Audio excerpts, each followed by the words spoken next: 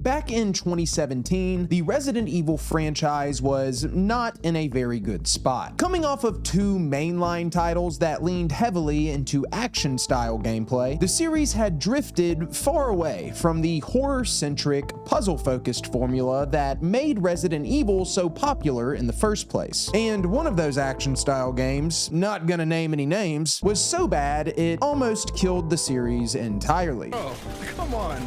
Absolutely would. Bro, oh my god, bro, it shows a hole. What the hell? They showing a hole? There's a hole? Yes, I just looked at it, bro. They showing booty hole. So by the time 2017 rolled around, Resident Evil felt like a shadow of its former self. Fans practically begging for a return to form for their favorite horror franchise. But then Capcom did the unthinkable. Something that's honestly rare for developers in the video game industry. They listened. They said, "You guys want horror? Okay, bet."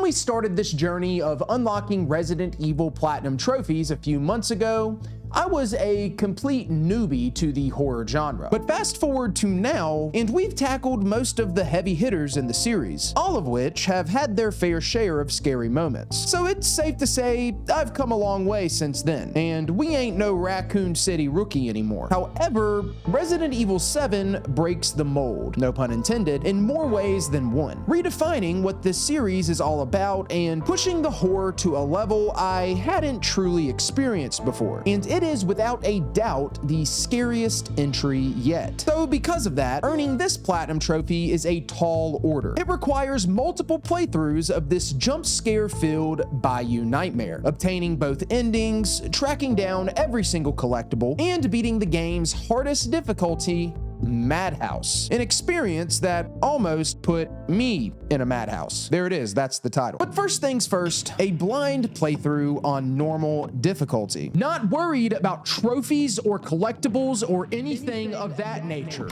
In a few moments, you will understand the emphasis and why I am scripting this paragraph in all caps. Resident Evil 7 puts us in the role of a brand new protagonist, Ethan Winters. Unlike previous main characters in this series, Ethan can't move 10,000-pound boulders with his fists, pull off sick backflips or corny one-liners at unconventional moments, and he doesn't have a nice ass.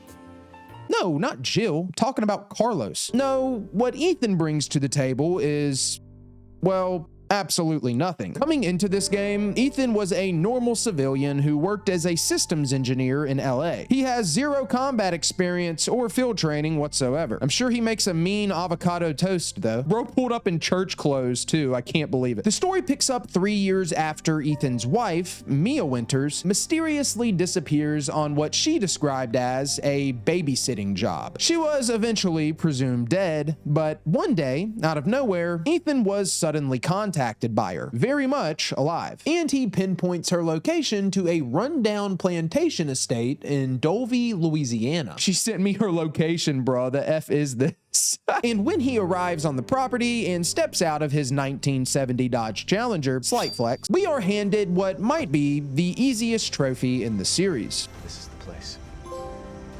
Already? She's alive. Travel to Louisiana. Dude, this is gonna be the easiest platinum ever. We already got a trophy. Come on, man. What are we doing? This is going to be horrifying, isn't it? Yes! Oh my god, we did it! Oh my god, this is it. That was it. Oh my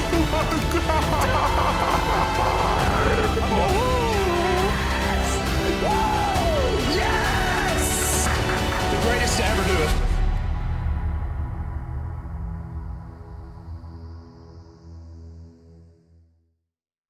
This video is sponsored by NTE. I will use the earnings to buy new underwear. I ruined all mine making this video. NTE is the first anime-style urban open world RPG that is entirely free to play and packed with a ton of content. At launch, you've got over 15 playable characters and 5 big city districts to explore, all of them distinct with an emphasis on immersion. Dynamic weather and time of day cycles, buildings that aren't just sitting there as assets, but you can fully explore, and NPCs that you can actually interact with. Getting around these districts is half the fun too, because you have a variety of wacky vehicles like scooters, go-karts, trucks, and frickin' wheelchairs, all of which you can customize cosmetically and get performance upgrades for. There's also multiple play modes, from solo story mode to online multiplayer racing, and you can seamlessly transition between first and third person while exploring. I love it when games do that. It's also a great time to try out the game for the first time with NTE's collaboration with Porsche, which also includes a Porsche vehicle, racing suit, and a Porsche building, as well as a collaboration with Persona 5 on the PS5. I know a lot of you watching are big fans of that game. So click the link in the description of this video to check out NTE for free, and I want to thank NTE for sponsoring this video. Now let's get back to it.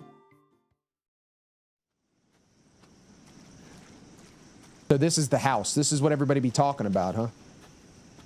Why is this so slow? Is Ethan gonna be like worse than Grace, bro, in terms of like athletic ability?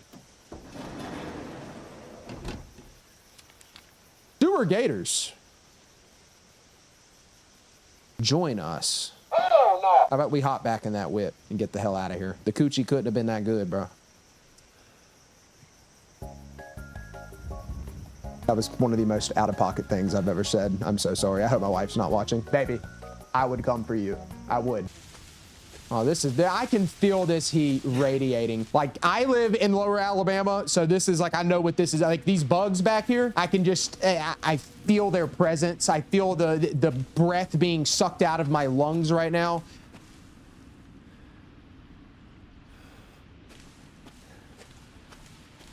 What the fuck? Who was that? Something tells me that was an evil resident. You just know this wet out here too, bro. Like, you just... Are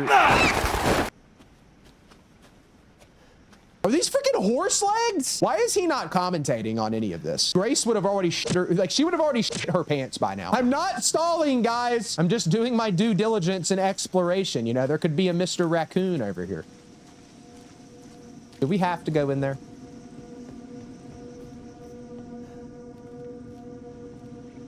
There's not a, can I get a light?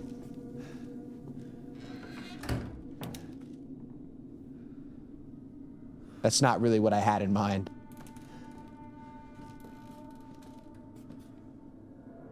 So freaking, you got a gun? You don't have a piece? Oh my God, bro. Oh, hell no, man. What the fuck, man? Get your ass. Oh, shit. Here we go again. What are we talking about? What did I, oh my God, bro. Hold on. Let's restart the game, guys. Let's restart the game because I missed the bag. Y'all happy? I restarted the game. Hey, baby. Can I not skip the cutscene?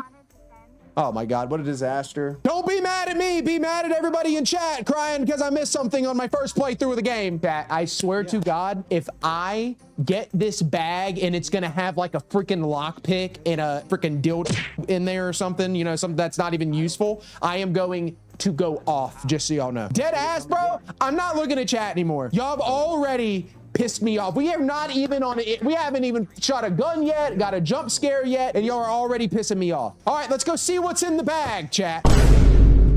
Boy, ain't no fucking way, boy. Wait a second.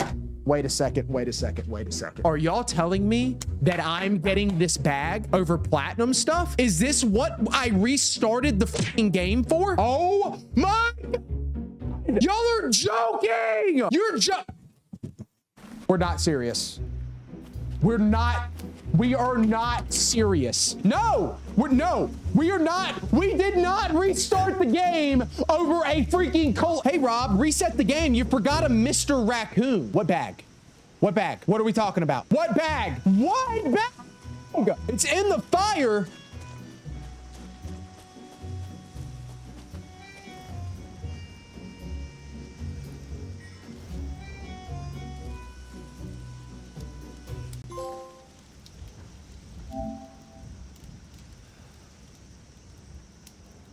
Y'all give me 1 second. We're not letting this go right now. We're gonna go to the Google Doc of the script real quick. Let's see. Yeah, this is a good one. As per usual, on my initial blind playthrough, I'm not worried about trophies or collectibles or anything. That's the Resident Evil 3 platinum. So then we're gonna go back and find Resident Evil 4's platinum. On my first blind playthrough, I'm just here to enjoy the game. Wow. So that means no stressing about collectibles, no worrying about trophies. I'm just making sure that I've been pretty clear about this throughout the entirety of this whole journey we've had. So my point being is I don't fucking care about anything on the first playthrough. I care about playing the game naturally. So I want you guys to take that orange bag and shove it up your rectum all the way. We good? I'm good. We good? I'm good now. I had to get that out. Yeah, so I stream all of these playthroughs on Twitch. Come by sometime. We have a lot of fun. Or chat has a lot of fun. Ethan steps inside the first of several buildings on the estate, the guest house, and begins searching for any trace of his estranged wife. What is it?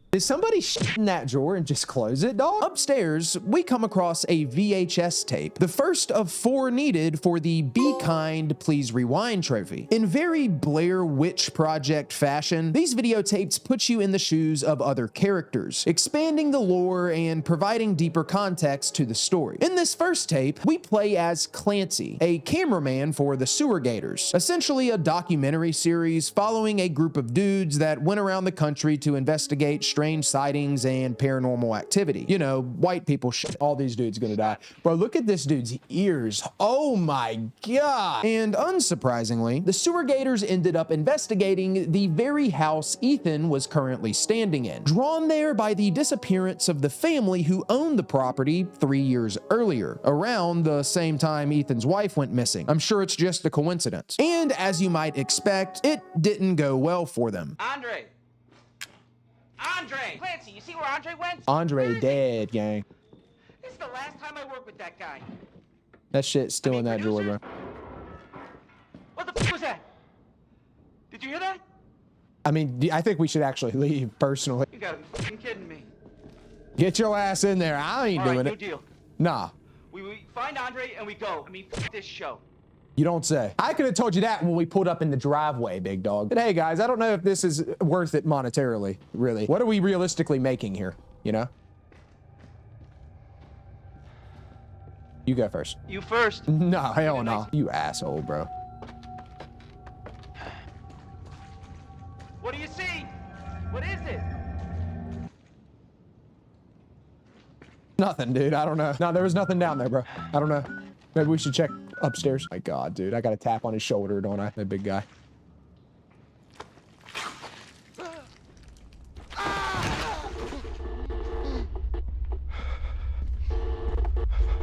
Who is coming up? Oh, no. That was uncomfortable. Oh, we haven't even started yet. Thanks to the VHS tape, Ethan learns of a hidden passageway in the living room, and it conveniently leads him straight to Mia. But inconveniently, she doesn't exactly seem like herself. Ethan? Are you all right? You shouldn't be here. What do you mean? You contacted me. No, I wouldn't. Did I? Did anyone see you? Did he see you? Hey, who else is here? What the hell's going on? Daddy's coming. We need to go. Daddy? We need to go now! You only call me that. Daddy's coming. What the hell? Where are you taking me? That's crazy. Are you gonna tell me what's going on? Baby, you've been gone 3 years. 3 years? She's like tricking him or something, bro. I think they done got to her. You can't get over that shit, bro. Why are you calling him daddy? I feel like Ethan didn't react like he should have. We have to go this way. Okay, but I feel like we should still talk about this daddy thing you just said. Like, we really kind of brushed over that. So daddy, huh? Like, I really, It's there. that's bothering me. I know we got a lot going on right now, but This is it. Oh, is daddy in here? We gonna talk about that shit later. There's another door here. I'm sure of it. It's not here. It's gone. It's gone. We're gonna be a family now that you're here. What are you on right now? Maybe your daddy will know the way.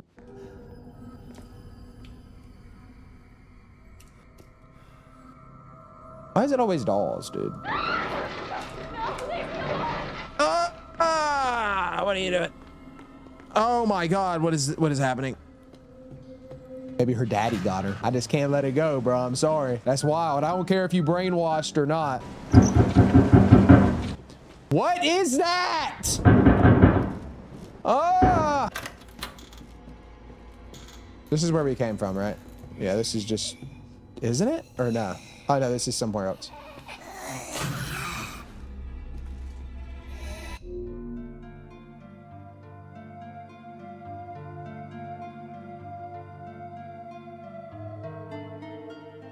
Hey, bro. I know he love her and everything, but you about to get this size 13 to your cranium, dog. I know the grip got to be crazy for him to come out here like this, you know, but I am beating your ass. God!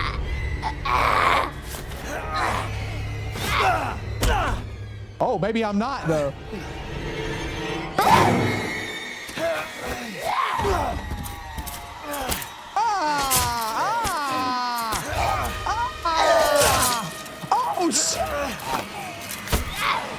Oh my God! Yeah.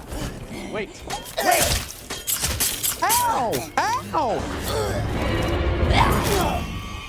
Ah, that hurts my hands.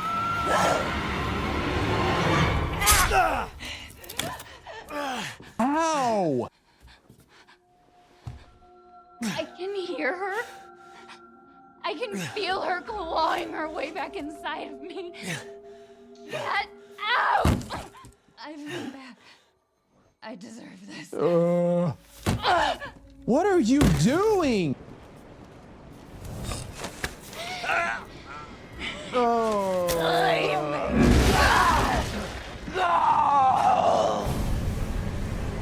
Oh, she's like trying to.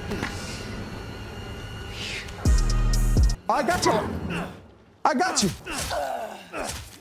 Damn, bro, Ethan's not even holding back though.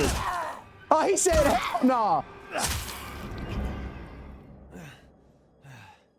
I was not expecting that, dude. Hey, bro, I kind of respect that shit, though, low-key. That's why they call him Ethan Walk 'em Down Winners. Oh my God, bro, you just killed your wife. You're not even saying anything. Hearing a nearby telephone ring, Ethan reluctantly answers it. On the other end is a woman named Zoe, who seems to want to help him escape, and she tells Ethan there's a way out through the attic. But little did our protagonist know, the night was only just beginning, and things were about to get very choppy.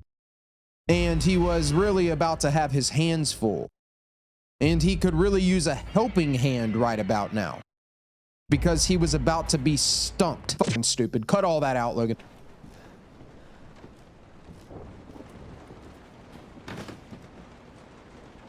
I'm gonna be real, bro. That's not necessary. The whole just like walking in front of you thing, I'm so good on that.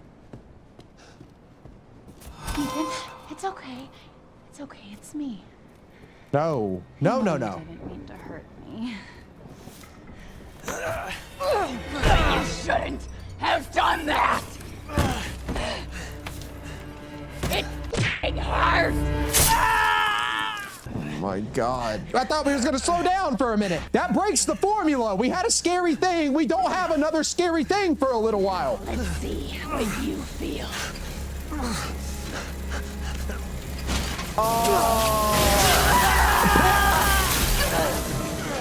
Just parry it, Ethan. It's my job.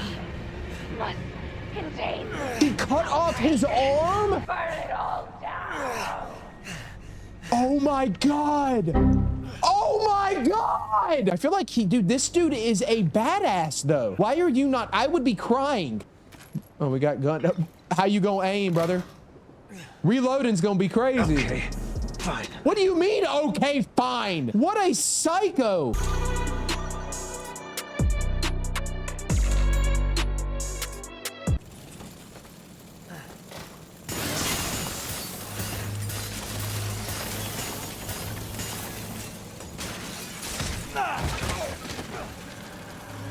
Oh, we bumping? Oh, we bossing. Oh my God. Wait, I'm terrified. Damn, I'm dead. Ah! All right, well.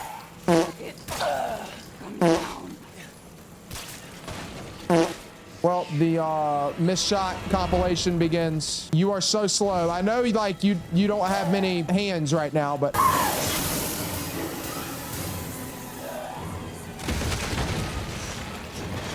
all right. Well, I was not expecting that to be in her bag. I'm not gonna lie. Oh my God. Let's go. I'm locked now, baby.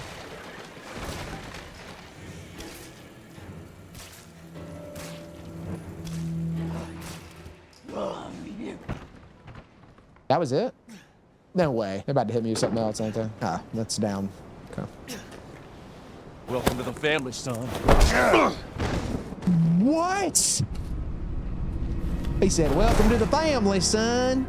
What the hell? Welcome to the family, son. Oh my word. This has been the most insane start, I think, so far of these games. This is crazy. Sometime after being dragged away by the burly Southern family man, Ethan comes to strapped to a chair, floating in and out of consciousness as his telephone friend from earlier, Zoe, staples his severed arm back on. I don't think that's how that works, but sure, why not? A little while later, Ethan fully wakes up and finds himself seated at a rather unsettling dinner table, face to face with the not so missing proud owners of this charming Southern estate, the Baker family. What the hell? Rise and shine, sleepyhead. It's time for supper. Who are all you people? Where's Mia?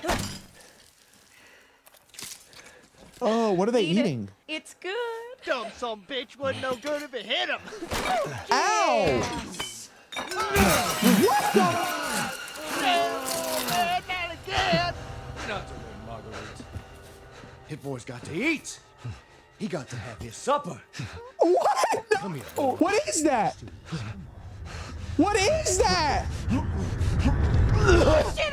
shit, he's not eating it, Jack! He's not eating it! Get the hell up, Margarite! I made that for him! Get the hell out of here! You're a son of a bitch! Oh, I can't believe it, you son of a bitch! He's not eating it! He's not eating it! This was supposed to be a very... My mom growing up at the slightest inconvenience. My boy.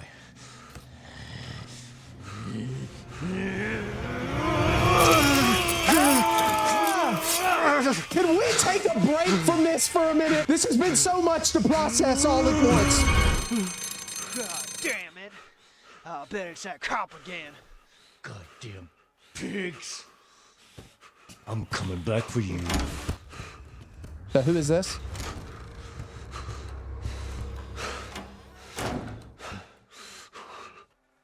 We said how Americans view beans on toast. I gotta get out of there. With the Bakers distracted, Ethan takes the opportunity to excuse himself from the dinner, Bruce Wayne Arkham City style, and starts scanning the room for a potential escape route. You know the sad part, guys? This house, like all this, in today's market, still probably $450, depending on the location, you know? The zestimate on this place is probably at least $525. It comes furnished though, that's why. As mentioned earlier, this estate is made up of several buildings and houses, each functioning as its own distinct section, featuring and focusing on a different member of the Baker family, and inspired by its own subgenre of horror. Right now, Ethan is in the main house, home to the patriarch of the family and the slasher, Jack Baker. Did I go here?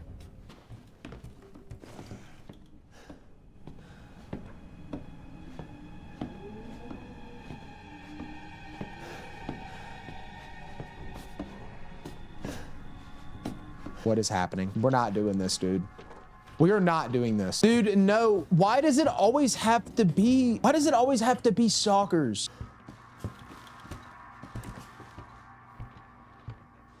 Ah, no!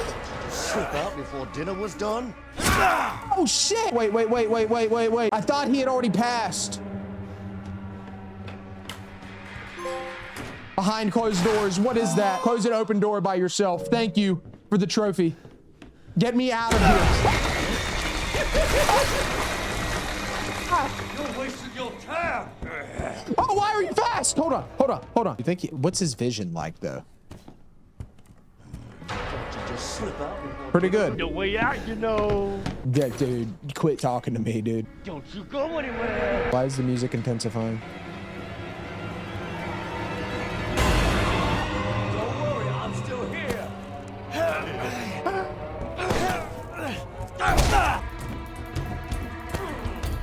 Why are you fast? It's over, boy. No!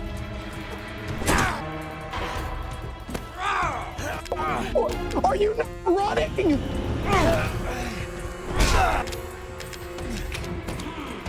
You can't, it doesn't pause? It doesn't pause when you open the inventory? Oh my God, I'm dead, I'm dead. Me? Arms in the air, what is that? Block an enemy attack by guarding, please. Oh.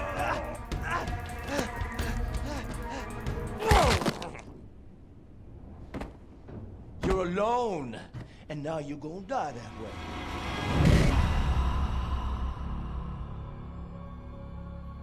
Well, aren't we in for a ride? Oh, we still haven't even started yet. Ethan manages to briefly evade Papa Jack by slipping through a hatch that leads into a crawl space beneath the house. Fuck you. You're so mean. But of course, his exit path is immediately brought to a halt by a big door that needs a specific item to open it. Some things never change. Lockpick it. No. Stupid thing to try. But then, hearing a nearby knocking in the hallway, Ethan meets a local sheriff's deputy. This guy is kind of an asshole, very skeptical and hesitant to believe Ethan's story about being held captive by a deranged cannibal family. I mean, come on, what's there not to believe? But when the two regroup and meet up in the garage, the deputy is quickly put in the right headspace. You know, these really just work a lot better in Leon games. Hey, we gotta get the fuck out of here. Now, first, you need to tell me what you're doing out here alone in the middle of the night. Bro, I'm a victim! What about you? No, it's my job. Won't you do your job and tell me? Answer my questions. You're not gonna believe me if I told you. Try me. Hey, put that door back. Put that door back up.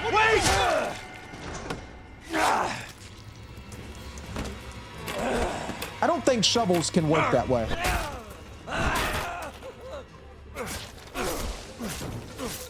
I got your ass now. Oh my God, oh my God, oh my God, oh my God, oh my God, oh my God. Get in there. Get in there. Oh my God. Get the hell away from me. Is this a stick? Where is he? This is a Camaro too, isn't it? What happened? Where is it? Ah, shit!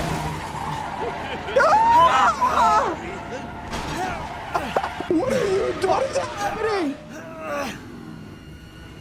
Let's finish this, you and I. Oh yeah, I'm gonna take you for a ride. No, no, no, no, no! How?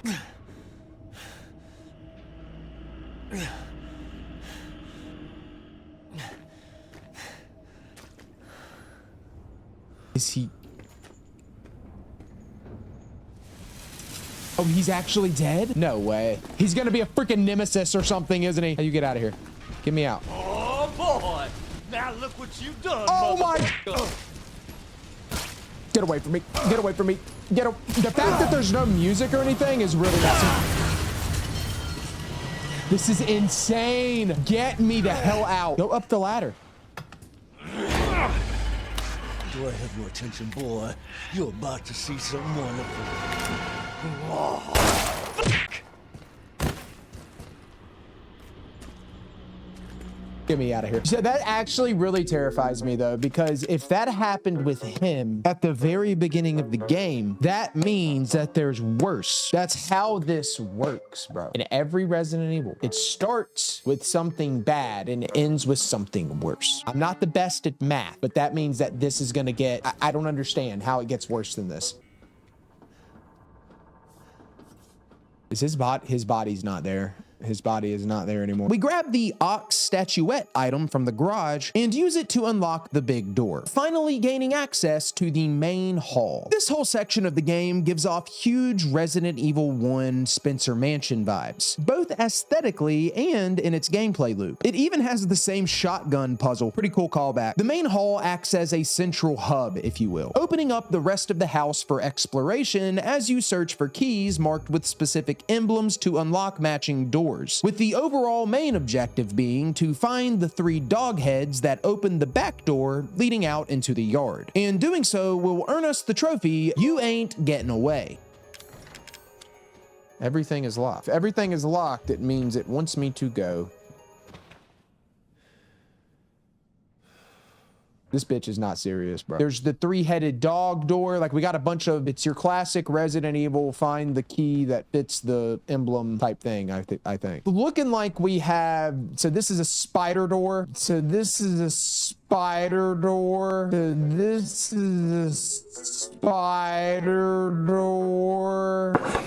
What? Bro, what are you talking about, man? Oh, was that a scorpion? I thought those were spiders, bro. Y'all never let me rest, huh, bro. Y'all never let me have nothing. Y'all gotta make fun of me. Okay, that was kind of stupid. I'm not gonna lie. That is so very obviously a scorpion. I'm never beating the allegations. You know what's crazy? I was joking earlier about $450, you know, the price of this place, but this is a massive house. Dead ass. Just the structure and the property alone probably would make it go for several $100,000, no? Maybe it's daddy's hobby. You see, what's really bothering me about this daddy shit, chat? In the recreation room on the 2nd floor, we find another VHS tape, this one titled Mia. This tape shifts us into Mia's perspective as she's being chased by Margarite Baker through the old house, a location Ethan will go on to visit later in the night, and one that is, quite frankly, utterly horrifying, for more reasons than one. These tapes are crazy, bro. Hell nah. You. Over here, Mommy.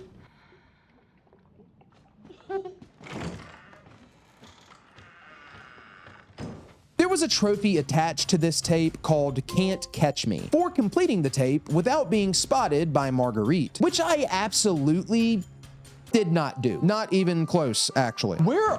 I am sick and tired of being sick and tired of your bullshit. I need to hide. I need to hide. You've been a bad girl!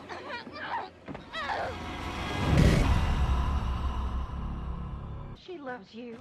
She wants us to be a family, God. You! I gotcha!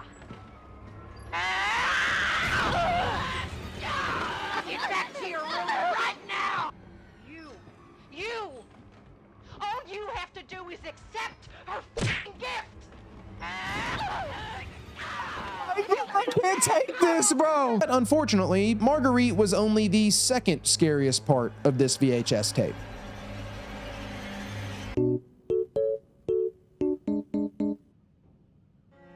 Oh, brother. Chat, not a word. Not a word. Not a word. Do you understand? This shit better not be timed, bro. What in the hell? Did it. Bat, we got him. Does it have to be like perfect? Nah, bro. What is this? Dude, what? Oh. You have to press X, by the way. Not a word. Not a word. Mods, do y'all think I'm actually like clinically probably diagnosed, like, you know what I'm saying? Coming out of the tape empty-handed in the trophy department, I made up for it by knocking out some of the easier ones on the list, starting with a trophy for finding the first Mr. Everywhere statuette, one of the game's many collectibles we have to track down in full for a couple more trophies later on. Shoot me. Trophy. He's here, there, everywhere. Destroy a Mr. Everywhere statuette. Okay, so no Mr. Raccoons anymore. Back in the main hall, I ran into another shadow plinth puzzle, which we are already somewhat familiar with. Not a word. Contrary to my experience with the first plinth puzzle, these are actually very straightforward. You simply place the correct object on the plinth, line up the shadows, and a new pathway opens. And funnily enough, there was a trophy for placing the incorrect item on the plinth. My type of trophy. Wow, I actually got that? Is that right? Oh, never mind. I might be an idiot. Oh, I'm looking for a bird or something. Nice try. Got a trophy for it though. Put an unrelated object on a shadow plinth. I popped Master of Unlocking a little while later for using my first lockpick, followed it up with Open Your Eyes for using psychostimulants for the first time, a type of supplement you can consume that highlights nearby hidden items, and then it was on to the upstairs bathroom, where, in very Resident Evil 1 style, I drained the bathtub, revealing the item I needed to solve the plinth puzzle downstairs and progress forward. But we all know it's never that simple. Wooden statuette. We need that for downstairs. But the thing is, when you get an important item, we know this, guys. We know. When you get an important item, that's when shit starts to go down. Yep. All right, bro. All right, bro. All right, bro. Heck of a thing, man. Sure shit beats the hell out of dying. Told you. My little girl has given us... Get your ass back. The family is only part of her unit. Which in a word means... Good aim, bud. What are you doing? See?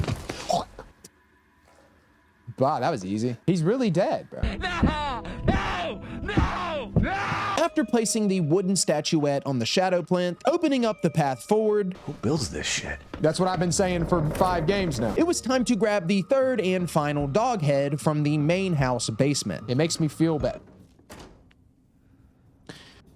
That's always good, going down into the basement. As one might expect when entering a hauntingly ominous basement in the first act of a horror game, it's only downhill from here, with the addition of some unwelcoming residents. What's all this? There's freaking shit everywhere. What in the hell is this?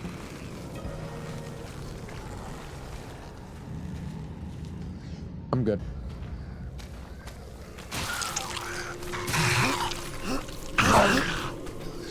I'm good there, buddy. I'm good there, bucko. I am gone. These beefy boys are called the Molded. They are the primary enemy type throughout this game, formed from a fungal, mind-controlling bioweapon called the Mold, naturally. We learn more about this mold later on and how it ended up in the basement of a random plantation home in the swamps of Louisiana, but for now, all we really know is that this is some bad shit. Holy sh! Why are you behind the door? What is this, Call of Duty? I thought you were dead, I ain't gonna lie. I'm dead. I gotta heal. No, I'm dead. Oh my god. But now that the Molded have come into play, I could get the trophy Things Got Personal for killing an enemy with a knife. The Parry God is here, don't you worry.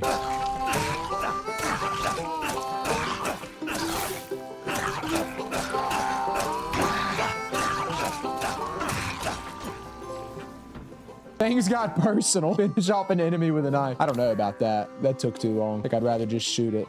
Lucas, I caught the guy who keeps trying to escape. I've locked him in the leftmost incinerator so he can't get away again. Take him out when he's ready. You know how to open the door, don't you? Just remember, 3 A's and a handprint. 3 A's and a handprint. This is the handprint. I don't know about this. That's a lot. Just go, just go, just go, just go. Tomorrow.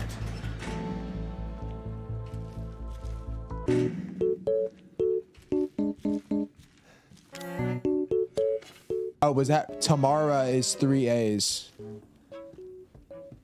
Nah, bro, hold on. Hold on. There is no way that you guys, all of you in chat spamming Alabama, there is no way, absolutely no way, that all of you trying to make me feel dumb right now got that without looking it up. There's no way. I refuse. Y'all are so full of shit. You're not fooling anybody. I know what y'all are.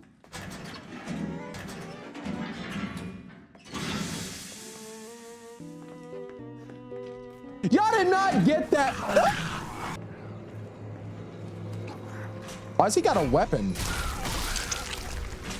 Oh, he's running a dex build or something, dude. What the hell? Solving that puzzle, like the seasoned Resident Evil veteran that I am, rewarded us with the dissection room key. Unlocking the door with it and pressing deeper into the basement, we spot the last dog head conveniently hanging in plain sight, just waiting to be taken. Wow, how nice. I'm not used to things being that easy.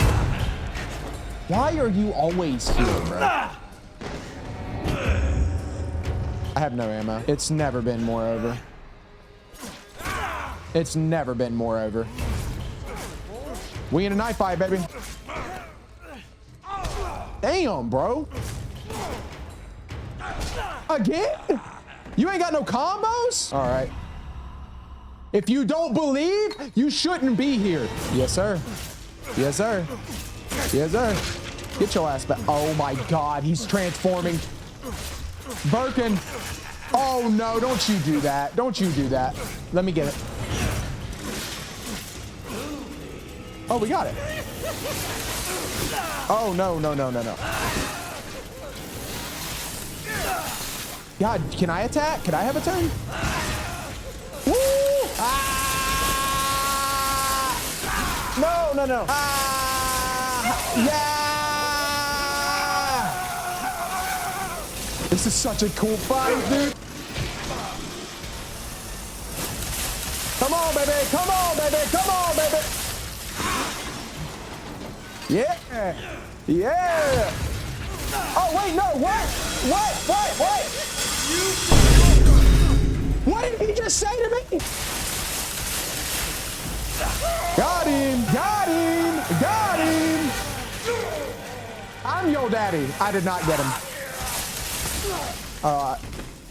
Oh, he's dead. Okay, nice. Y'all see what he just said? You think you're her daddy? That is... You were a little top heavy anyway. Do me a favor and stay dead. Nah, I like mine better.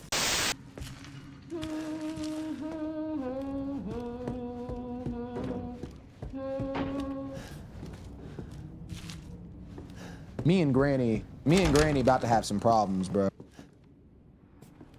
That's selling chocolate. With Jack Baker down, most certainly for good this time, right? He's dead now, right? We placed the 3 dog heads on the back door accordingly, bringing this segment to a close and earning our trophy. And we are out. You ain't getting away. Finally stepping out into the yard, we come across a nearby camper that doubles as a safe room belonging to Zoe. Go up in the camper.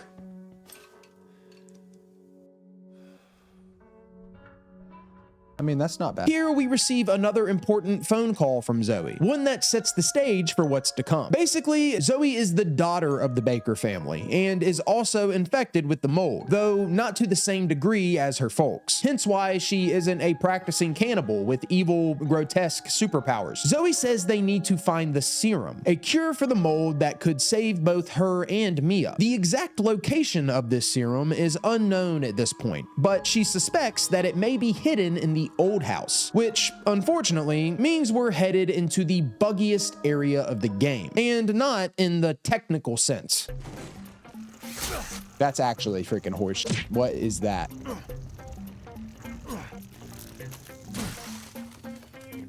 Ew. Actually, ew. What happens if I... That, okay. Oh, shit.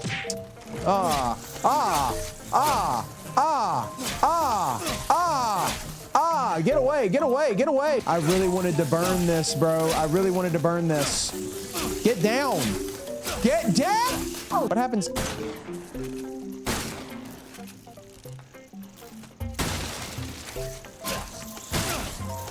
I don't think you can do that. All right.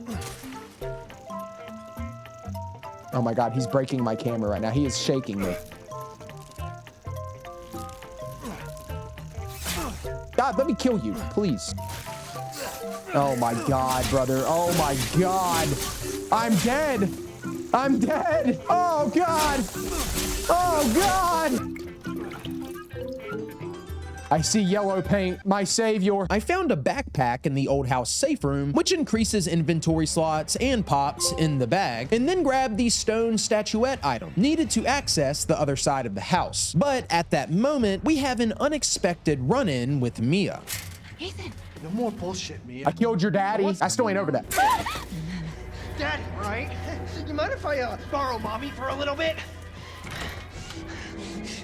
Why don't you stand there? Do something! Ethan, help! Damn it. Oh, then we got the statuette.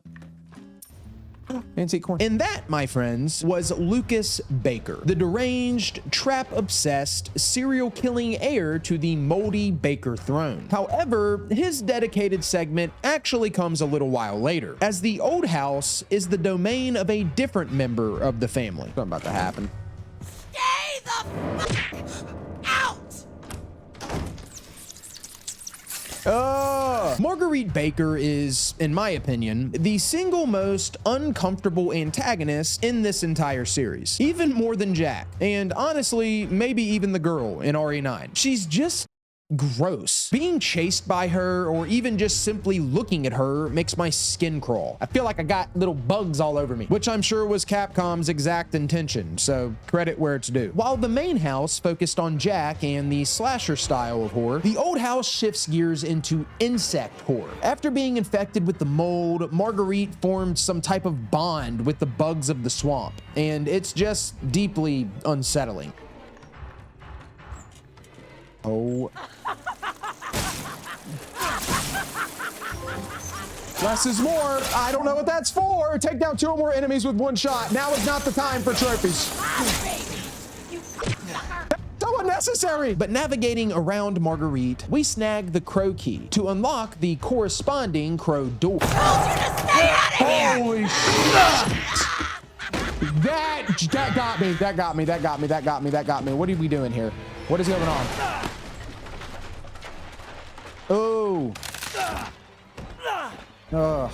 Are we in a pit now? All right, you little sucker. Let's get That down word to keeps business. coming. Down in the pit, we have a mini boss fight with Margarite, where she uses her lantern to summon bugs and attack you. But with the help of our newfound flamethrower, we made light work of it.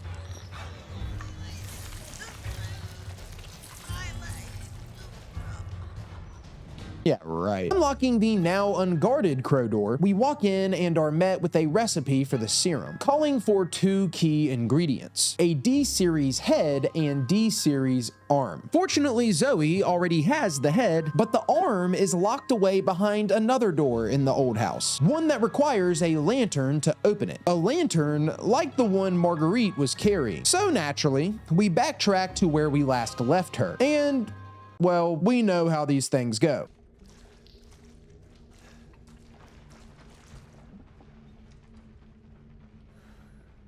What the fuck? Making our way through an underground tunnel beneath the old house, we emerge at the doorstep of the greenhouse, and inside awaits arguably the most disturbing sequence in all of Resident Evil 7. Oh my god, bro!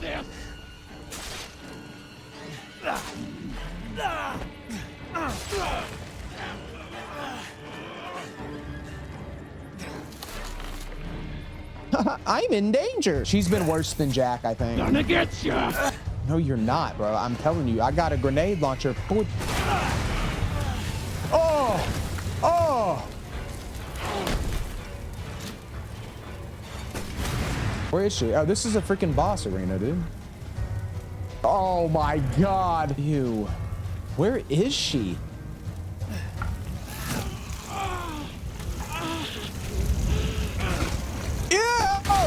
I'm so good on that, bro.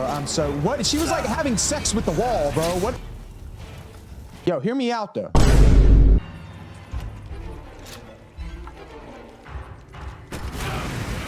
Oh my god.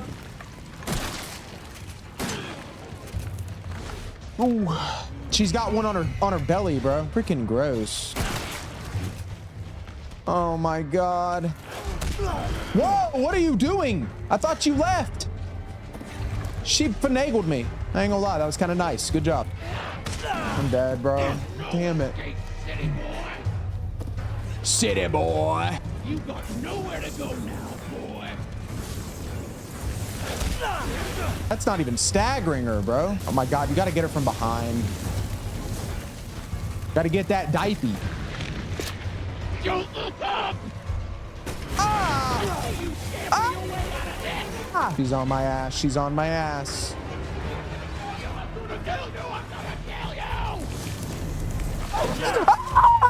This actually might be my least favorite Resident Evil boss fight ever, dude. I am so uncomfortable right now.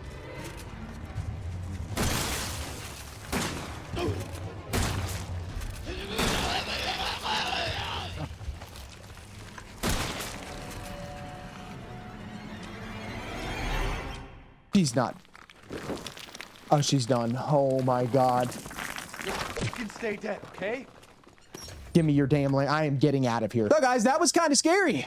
That was a little bit intense. With another Baker family evil resident down and the lantern now in hand, we return to the old house, unlock the lantern door, and begin the search for the D-Series arm, kicking off yet another less than pleasant stretch of the game.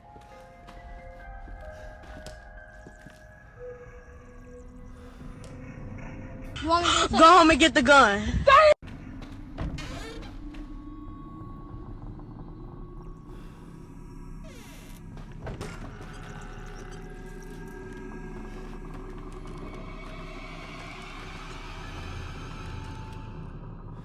Why is... Stay away.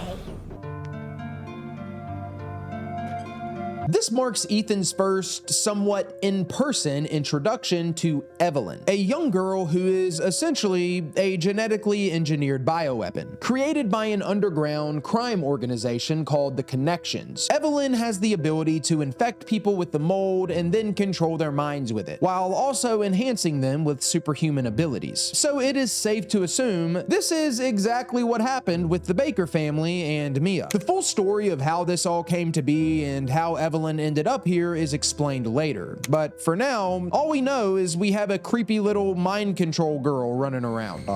It's right behind me, isn't it?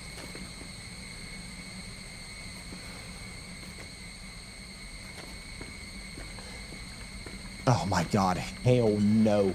Flee from me, young child. All of this does line up really well with Resident Evil 9 though, I must say. Zeno's grand plan with Elpis, his pursuit of the perfect mind control virus, it was in the works for a very long time, and Evelyn was obviously a part of that process. But despite Evelyn and a few molded making things difficult, we secure the arm and our half of the serum recipe, bringing an end to the old house segment and unlocking the next story-related trophy.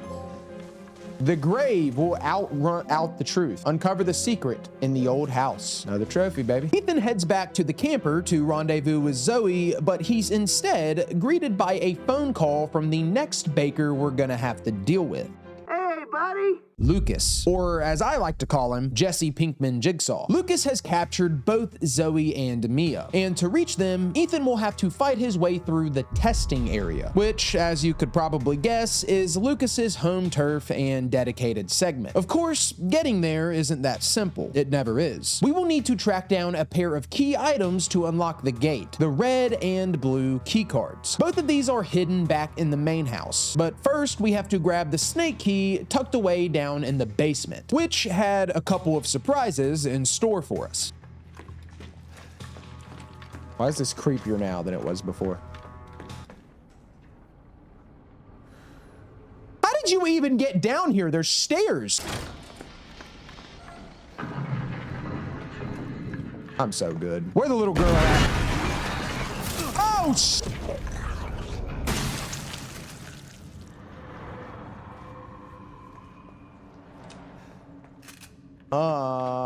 Once becoming acquainted with the newest type of molded, leapers, we dig the snake key out of our cop friend from earlier that could probably use an Advil right about now, then head upstairs to search for the key cards.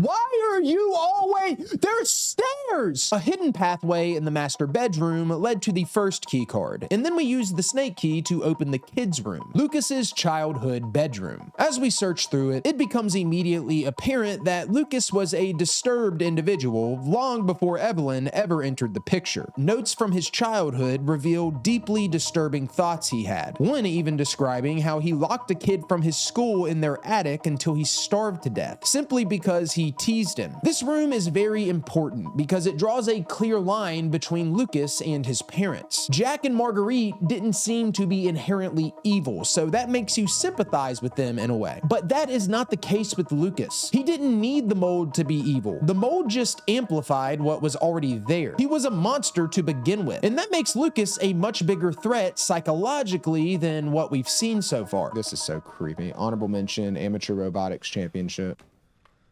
Second place, third junior engineering contest.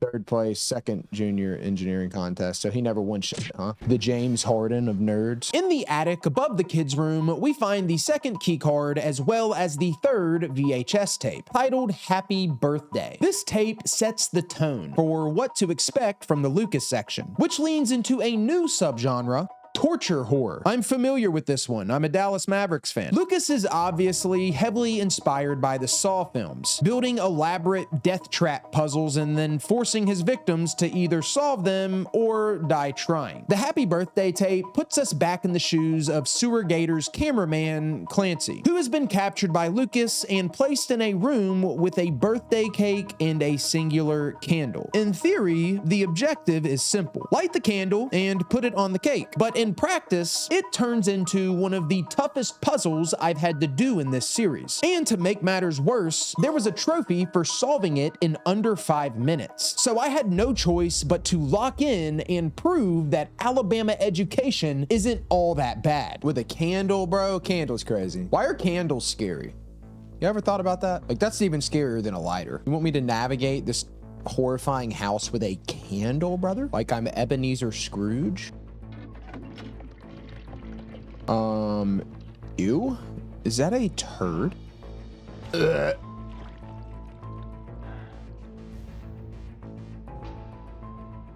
I think I might be too stupid for this. Place the candle on the cake. Oh, yeah. Oh, that's right. I can't. Y'all cannot sit out, bro. I better not see the first Alabama in this chat. I better not see the first Alabama in this chat because this one's hard.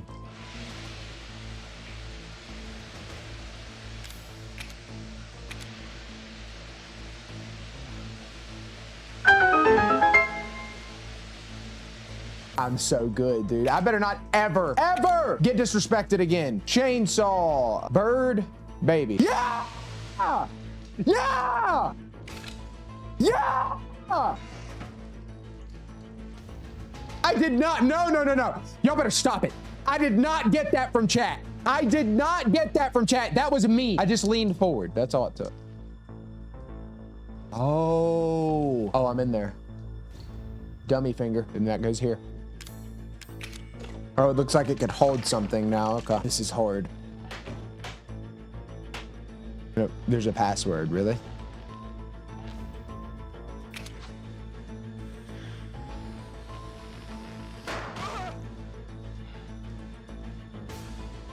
Ow.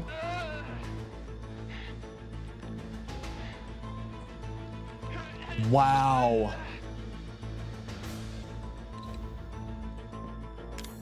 And this will give me the password. We got it now, baby. It's over. We might as well. We're good.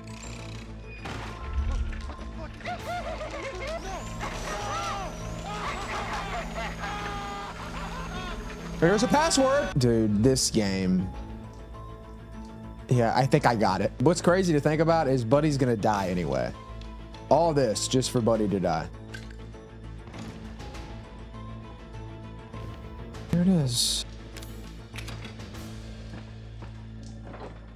We did it! Against all odds, I, Rob Girthy, managed to solve the hardest puzzle in the game with absolutely no guides or help from chat whatsoever in a record time of 21 minutes. Fuck. So we'll circle back around for that trophy later, I guess. To nobody's surprise, Lucas's game had a predetermined winner. And even though Clancy solved the puzzle fair and square, he did in fact die anyway by being burned alive, which we had to watch and listen to in full for a whole 30 seconds. Very nauseating scene, to put it mildly. But somehow not near as nauseating as what's waiting for us when we finally reach the testing area. A recorded message from Lucas, and it's a real nail biter. That'll be funny in a few seconds. Just what? No, Ethan. That ain't special. This This right here is special. You see, Ethan? Oh my dude, they just never stop. That, fingernails. Nailed it.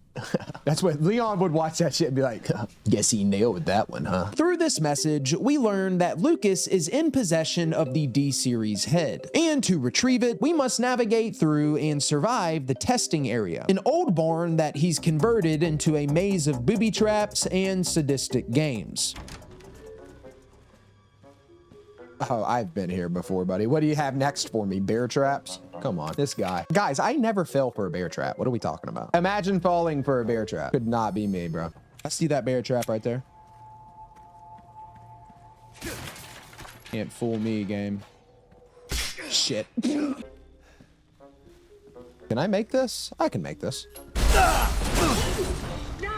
Probably should have mentioned that, eh?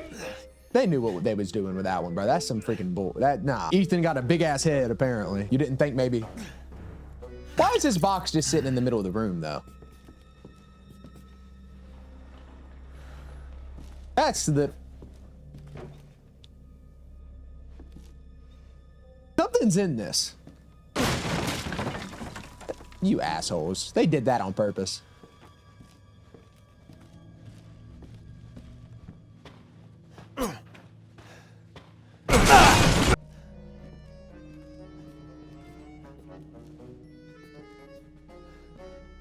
Y'all think that'll hurt me?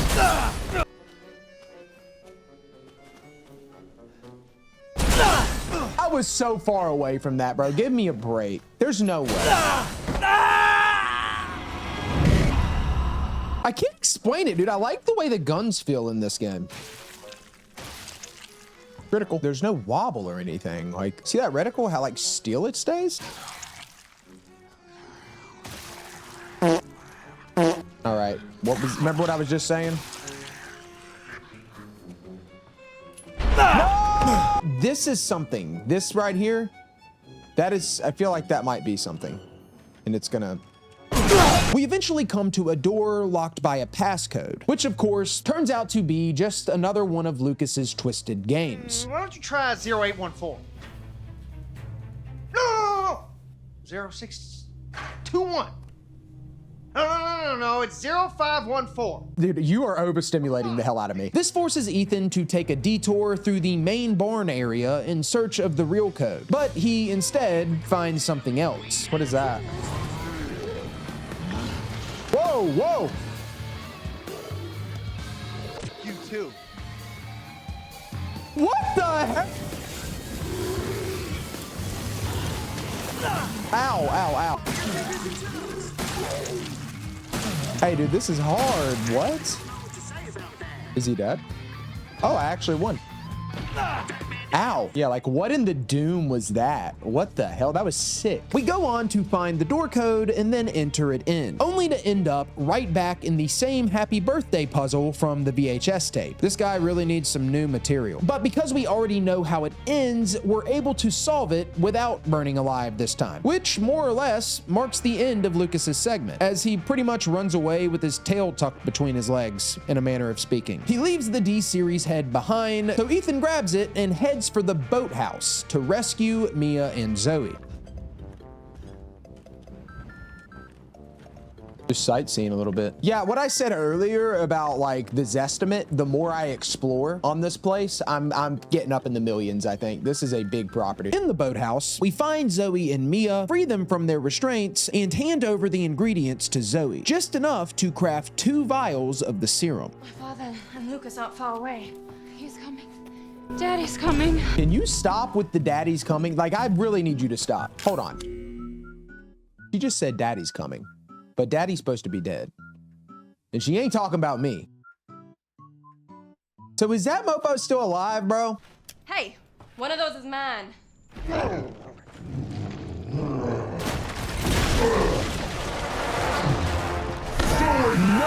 way. Back to the house. I will deal with you later. Oh my word. Shoot the eyeballs. I know. All right. This is getting old, Jack. That was a Leon line, dude.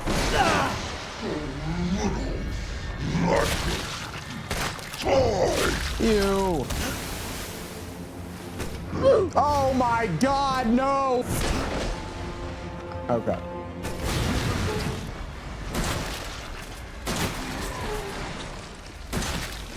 Let's go. Where you going, bitch? Got him. He's so mean. Got him. Yeah. I don't even know what to do with this. I don't. All right, I'm getting out of here. Hell nah. Where you going? No, no, no, no. Get me out. Get me out. Get me out. Where's the ladder? Where'd the ladder go? Where'd the ladder go?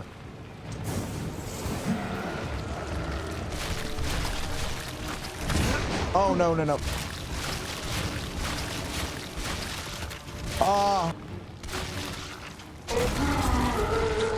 Oh, we did something.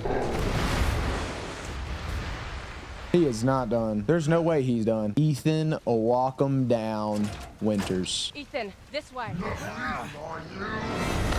I didn't think so. Use the serum on him. Ooh. You want me to cure him?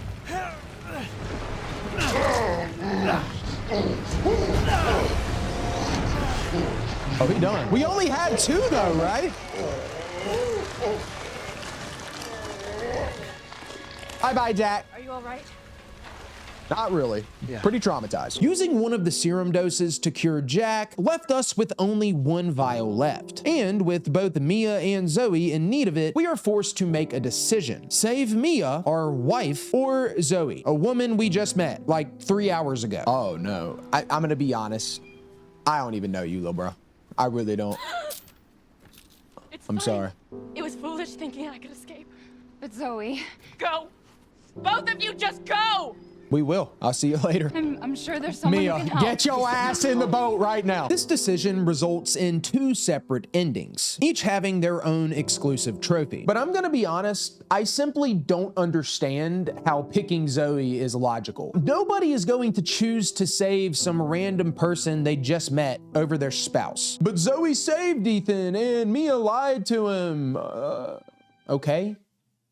And that is your wife, bro. Like, yeah, we're probably getting a divorce when we get home, but that doesn't mean I'm gonna let you die. We'll talk more about this later on after we get the other ending, but saving Mia is the canon ending for a reason. We'll just leave it at that for now. Ethan and Mia leave Zoe behind and finally escape the Baker estate via boat. However, that escape doesn't last long. They soon come across a wrecked ship before being attacked by Evelyn, which separates them. We then regain consciousness aboard the ship, now playing as Mia.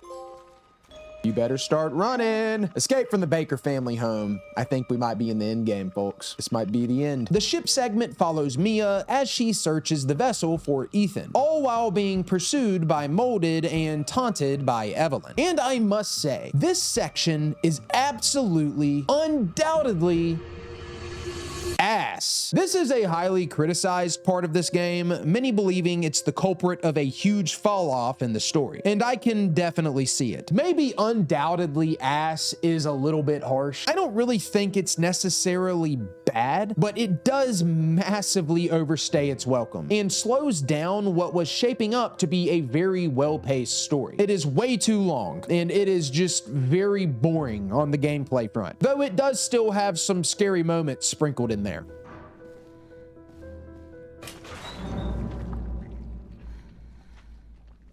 In the ship segment's defense, its core purpose is really to fill in the gaps of the story. Up to this point, Mia hasn't been able to remember anything about Evelyn, how she met the Bakers, or even how she got here in the first place. But as she explores the ship, it all starts coming back to her. And we really learn the full story when we pick up the fourth and final videotape, which also popped the trophy.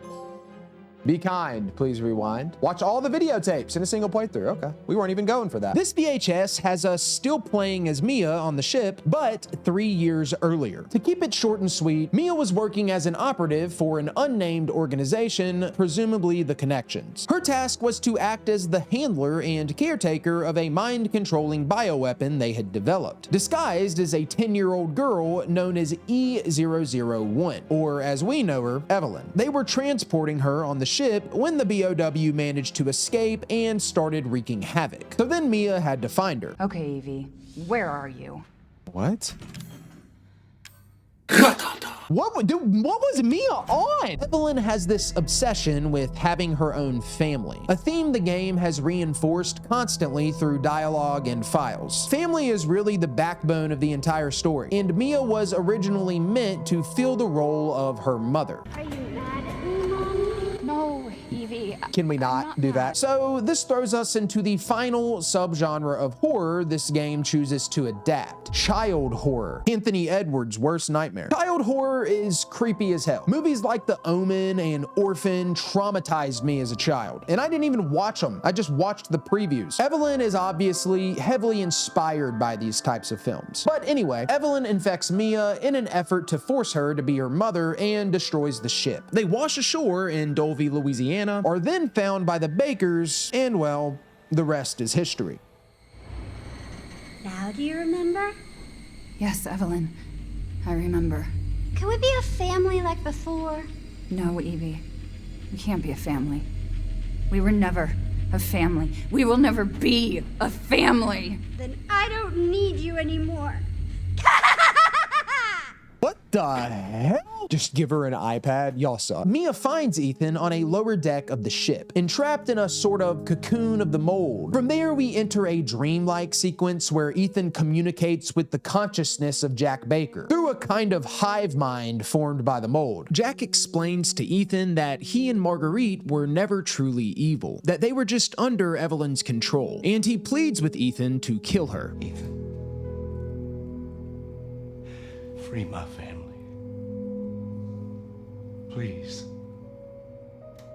Zoe maybe, but Lucas, you keep his ass in the bayou. Plagued by her own guilt because of her role in all this, Mia ends up sacrificing herself to save Ethan. After dragging him out of the cocoon, she hands him a vial of Evelyn's DNA, shuts him out of the ship, and holds Evelyn off so he can escape, which officially kicks off the grand finale. Okay, you little bitch. Where the fuck are you? Bro, they really hate this little girl, bro. I respect it. Into the depths. Escape from the ship. All right, so we got a whole nother section here. And that section is the salt mines, a network of underground tunnels where Ethan has to fight his way through waves of molded, locate a hidden lab, and synthesize a toxin capable of killing Evelyn using the vial of her DNA. Surprise coconut mall montage. Oh my God. Wow, I got a 2-shot? You bitch. Bro!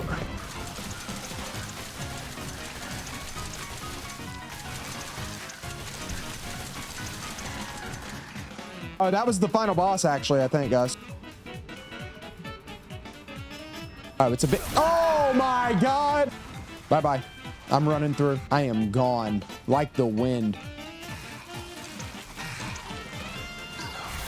That's actually so, that's bullshit. Once the toxin is synthesized, Ethan climbs a ladder, then follows a path that leads him back to where it all began just a few hours earlier, back in the guest house. Here he experiences hallucinations of Mia, reliving those traumatizing moments from earlier, but in a third-person perspective. Now able to physically see Evelyn pulling Mia's strings like a puppet.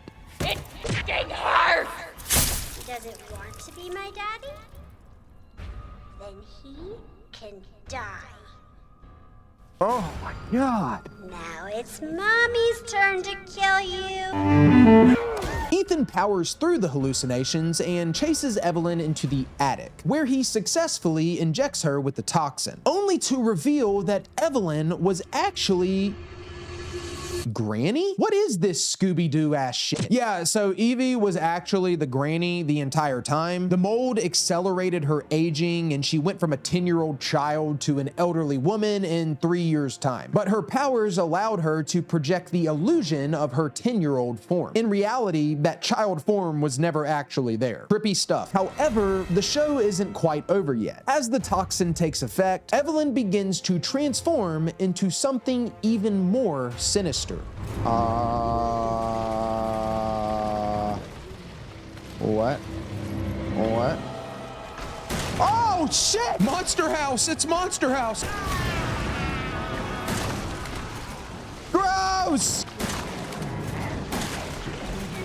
Oh, it's like the Birkin train kind of. Oh, I'm dead. No, I'm not. Oh, it's supposed to happen. Okay. Oh, wow.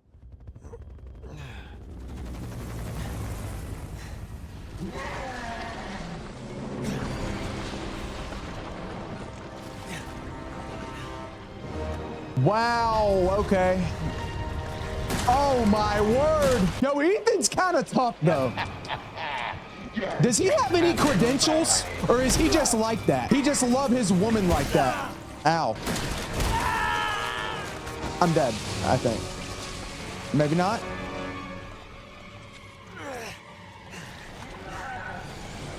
This is so sick. What the hell?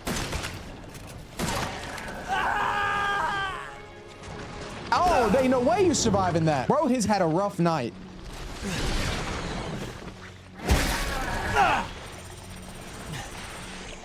Get it, get it, get it. Use it! What is this? Who is talking? Who are the helicopters? Who is talking to me right now? It's time.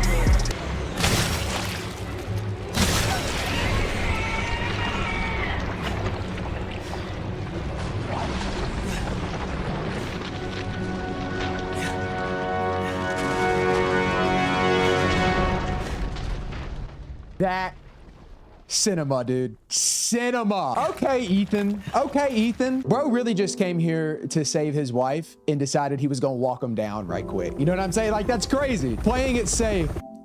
Complete the game on easy. Oh, we're about to get our trophies. We're done. The nightmare's finally over. Complete the game on normal. Dude, bro literally he went to save his wife and said, let's walk him down right quick. He could have easily, when Mia said, get out of here and close the door, he could have dipped out this bitch, bro. He didn't even have to do any of this. He did it for the love of the game. We'll see how Resident Evil 8 goes, how Village goes, but I don't want to hear no Ethan disrespect after I played this game. Bro has nothing but dog in him.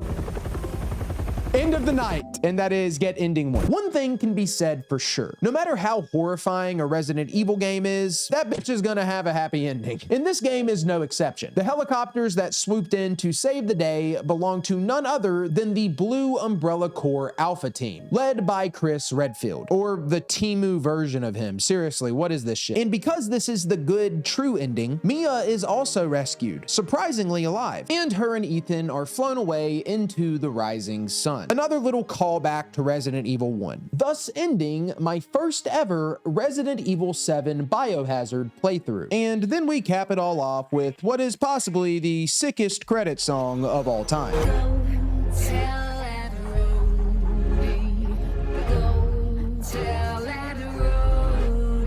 Since I started this Resident Evil marathon, Resident Evil 7 has been the second most hyped up game in the series for me, right behind Resident Evil 4 Remake. For months, all the comments on videos and in streams were telling me how good this game is and how scary it is. And I gotta say, it lived up. First and foremost, this is most certainly the scariest game in the series. I do think Requiem had some moments in the first act that gave this game a run for its money. The girl parts were absolutely horrifying, but as a whole, RE7 is definitely scarier. And it's just a much more disgusting game. And the way it's able to immerse you into such an unsettling atmosphere is unlike anything else I've played in this series. I really appreciate what Capcom did with blending so many genres genres of horror and taking inspiration from iconic horror media. Jack was the slasher inspired by films like The Shining. You had Lucas inspired by Saw. There's some Texas Chainsaw Massacre, some Evil Dead, some Blair Witch Project. They really took the criticism to heart after Resident Evil 6, as they should have, and when the people asked for horror, they delivered big time. Ethan is also my dog now. No Ethan Winters disrespect will be tolerated here. There's stuff I didn't care for as well though. I did not like the molded enemies all that much, or more so the lack of variety with them. You have normal ones, normal bladed ones, the leapers, and the fat ones, and that's it. To be fair, this game is very focused on immersing you into the horror elements and the Baker family, so everything else kind of comes second. But by the end of it, I did find myself a little bored of shooting big black blobs. Also, after more reflecting, the ship is pretty ass. It did a good job of what it tried to be good at, which is fill in narrative gaps, but on the gameplay front, it is a total snooze fest. And I think it really hurts the final act, so much that it almost bleeds over into the salt mines and final boss, which isn't even a bad section, but the ship just leaves such a bad taste in your mouth. You're kind of just ready for it to be over at this point. And though the salt mines weren't as bad as the ship, it still wasn't as good as anything in the first half of the game. So yeah, the final act in general just kind of yeah. All in all though, Resident Evil 7 Biohazard is a strong installment to this series, and definitely the scariest. I give it a respectable 8.2 out of 10 Rob rating, and it now sits as my third favorite Resident Evil game. By the way, have you subscribed yet? No? Why? Do you not want me to succeed? Do you want my channel to fail? My children to starve? Do you want me to hit 500,000 subscribers so I can platinum Dark Souls 3? What are we doing? Subscribe, motherfucker. With the first playthrough in the books, 17 trophies remain, and I have to run through the game 3 more times to get this platinum done. As usual, the first cleanup run focused on mopping up any miscellaneous trophies I missed the first go round, as well as all of the collectibles, Mr. Everywhere statuettes, files, and antique coins. In the previous Resident Evil titles I've platinumed, something I noticed was that after the first playthroughs, the fear factor pretty much disappeared. Even RE9, with how many intense moments it had at the beginning, I was good after the first run, but Resident Evil 7 is not like that. It's still freaking horrifying because there's certain cutscenes and moments you can miss the first time you play it. Like this one part where Jack cuts off your leg. It literally left me without words.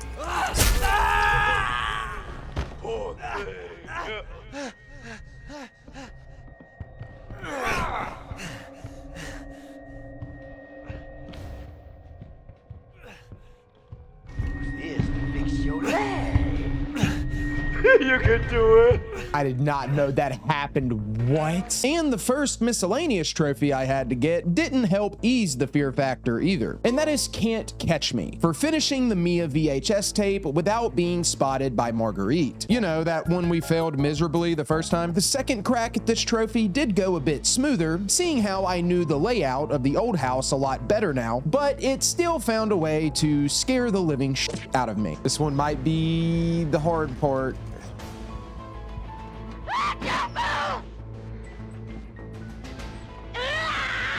Oh, why did she see me? Oh my God.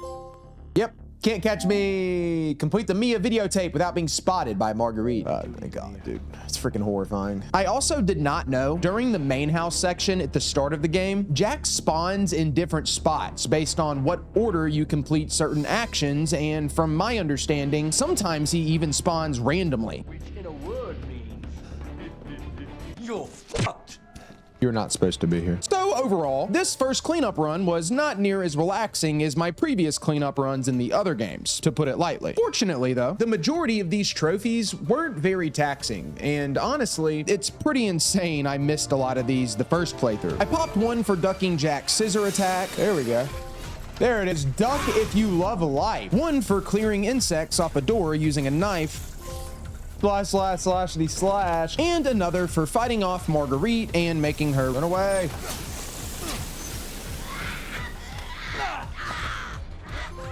Back off, Miss B. Later, bitch. But it wouldn't be a true Resident Evil cleanup run if there weren't at least 1 or 2 miscellaneous trophies that were a little bit annoying. Like Fly Swatter for shooting and knocking back Margarite while she leaps at you. No, what is it? Where are you going? What is she doing? I keep missing, bro.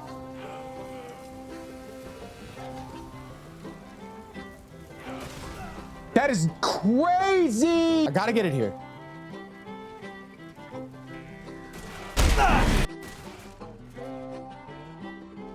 No. I'm not, my reflexes just aren't fast enough, man. They're just not fast enough. Last chance, last bullet.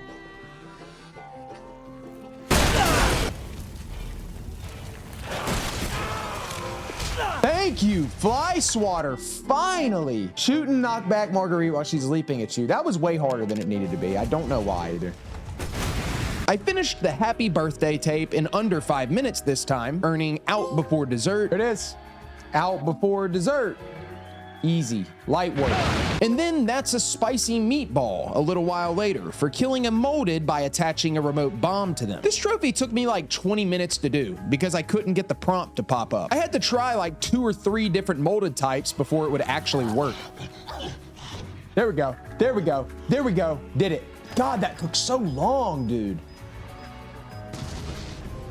God, that took so long for no reason, bro. I thought I was doing something wrong. And I mean, like, that's rare. It's rare I do something wrong, not what I'm supposed to be doing while playing a video game. Delete it. Quit. Stop typing. Delete that comment you're typing right now. As I wrapped up the final collectibles, I unlocked the first collectible related trophy in the boat area after picking up the 18th antique coin. There it is. Pelicans in your pocket. Obtain all the antique coins in easy or normal difficulty. I'm gonna have to do all those again on Madhouse, which is insane to me. I think this is it. Yeah, there it is. Devil is in the details. I got a little scared for a second. My math was off. No surprise there. But that's all the files, baby. And here we go. The last one. Collectibles done. There was a little delay there and that freaked me out. Mr. Nowhere, destroy all Mr. Everywhere statuettes. Oh man, it's crazy how terrifying this game still is on the second playthrough. For this playthrough, I chose to save Zoe over Mia so I could get ending 2 and the Just a Memory Now trophy. And I must say, this ending is stupid, which makes sense because choosing Zoe in general is stupid. Picking Zoe leads to ultimately the same outcome as ending 1, only Mia tries to kill you after being possessed by Evelyn again, so you stab her in the heart with a crowbar, and Zoe is killed by Evelyn, like 5 minutes after you give her the serum. Stupid. This is not a cyberpunk situation, folks. This choice is the same type of choice that was at the end of Requiem. There is a right and wrong answer here. Saving Mia is canon because saving Zoe doesn't make sense from the perspective of a husband that came all the way to bumfuck Louisiana to save his wife that's been missing for 3 years. And Capcom wrote it that way on purpose. Ending 2 is not really an alternate ending. It is punishment for making the wrong choice. I'm baffled by how many people in stream and on Twitter were like, saving Zoe's the right choice because Mia tried to kill you and Zoe tried to save you. Like, motherfucker, what? Mia was under control by Evelyn. That isn't even a valid argument to have. And then the other argument is, oh, well, Mia, she was working for the bad guys. Yeah, and let's look at what we know, the facts. Mia is attractive, morally gray at best, and working for a shady criminal organization dealing with bioweapons. So she's basically Ada, right?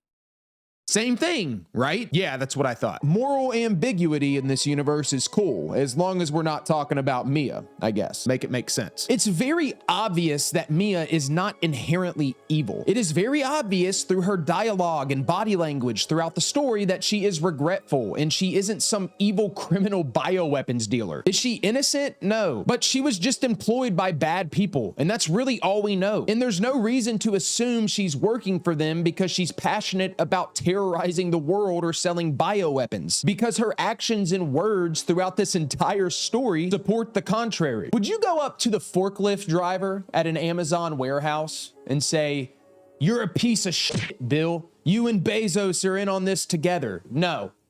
No, you would. I'm not making excuses for Mia or saying her lying to Ethan is okay or anything like that. But to suggest that she's the antagonist of the game, or she's so evil that Ethan would choose to save some random woman he's known for 6 hours over his wife, is just stupid. It makes no sense. I'm really passionate about this. I cannot believe that this is even a debate. Like, y'all piss me off. Just a memory now. Yet ending 2, baby. Whew. Okay. Speedrun time. Just Get Me Out of Here is one of, if not the, most forgiving speedrun trophies in the series. I have 4 hours to complete the game, which is more than enough time to do so, even with unskippable cutscenes, which, side note, is the dumbest thing I think I've ever seen Capcom do, and I hope they never do it again. I have 3 other trophies I need to keep in mind as well for this run. Resource Manager for beating the game without opening the item box more than 3 times, Walk It Off for beating the game using only 3 first aid meds or less, and first place at the science fair for crafting every item in the game, which I should realistically already have, but I forgot about it the last run. So there's not much to say about this run. I knew the game and its level design very well at this point, so I sprinted through as fast as I could, and I just made sure to stock up on plenty of crafting materials as I went, leading to that trophy unlocking during the Lucas segment. There it is. First place in the science fair, create all items that contain chem fluid and strong chem fluid. I cannot believe I missed that the first 2 runs, but I mean, honestly, yeah, I kind of can. It checks out. Very on brand.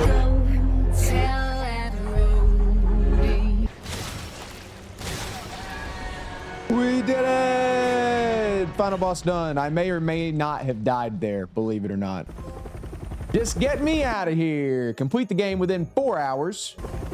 Resource Manager, complete the game without opening the item box more than 3 times, and Walk It Off. Complete the game using only 3 first aid meds or less. You know, of all the no item box, no healing runs I've done since I started this series, this one was probably the easiest. You are allowed 3, so that's probably why, but I'll tell you what's not gonna be easy though. What we got coming next.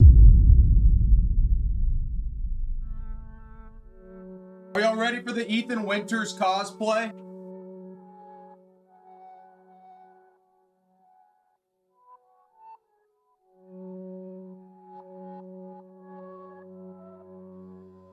It isn't much, but it's honest work. At this point, we are no stranger to Resident Evil's hardest difficulties. Hardcore, Inferno, Professional, Insanity, all punishing and miserable in their own special ways. Now, I did not do all of these in the most honorable manners, as a lot of you are well aware. Generally speaking, my approach to these hardest difficulty runs is if there's a trophy for beating it with an S rank, meaning I have to finish it in a certain time frame and with limited saves, I'm going to cheat. Not because I don't think I could do it, but because it would make the platinum video like 12 hours long.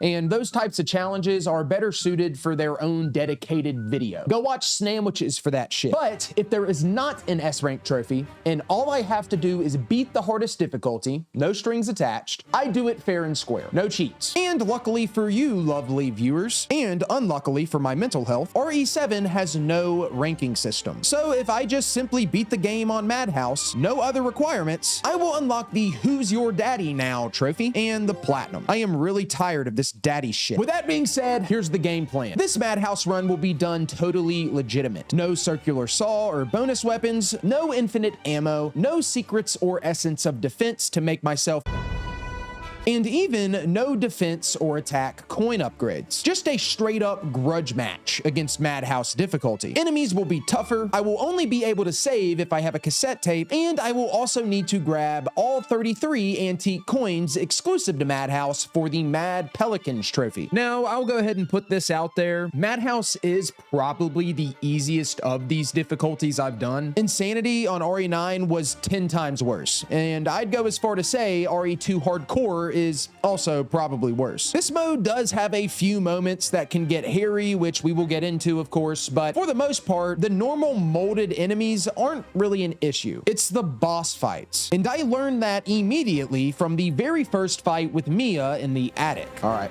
nothing but shots here. Nothing but good shots here, guys. Madhouse difficulty, roadblock, adversity 1.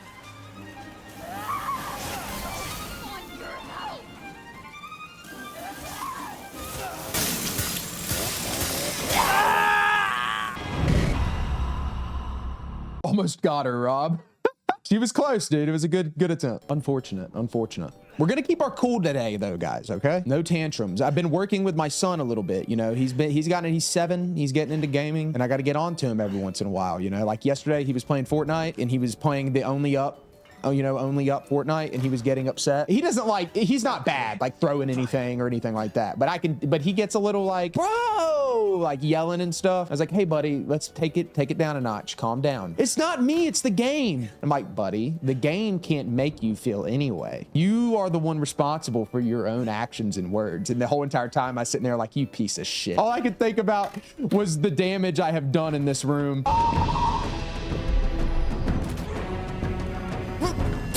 You can't.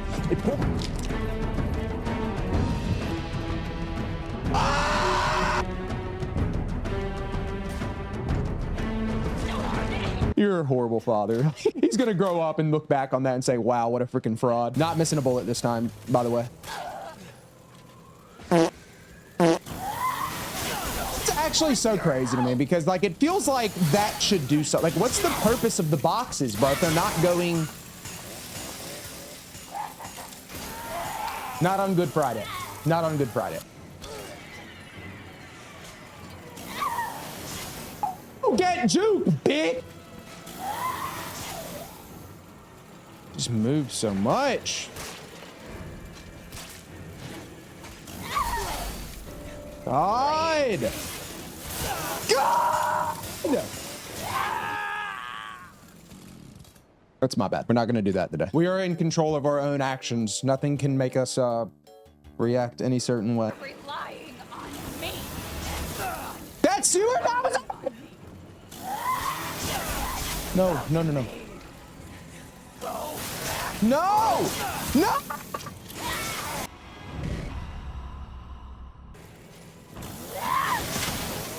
Get away from me. Yeah! Come on!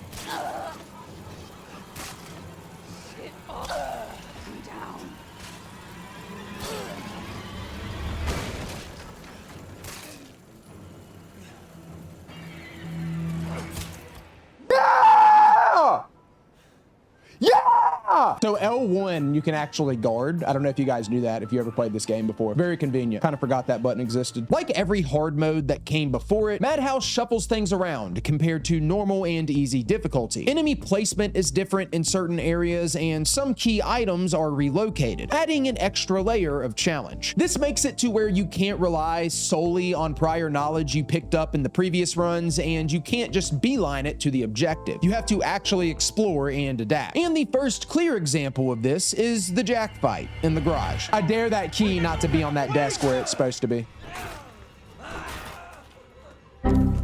What a freaking joke, dude. We're dead. 100%. All right, bro. Freaking dead, bro. That's so devious, man. I'm so... All right. I'll tell you whatever you want. All right. Yeah, the whole not skip cutscenes thing is actually mad annoying. Oh, no. Fuck off, dude. That's so freaking annoying. Well. How the turntables... You better start running.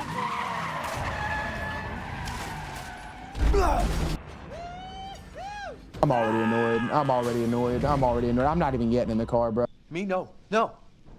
All right. Now we... They should have at least added an update after the fact or something. There's no way. He's gonna grab me again. Oh, no.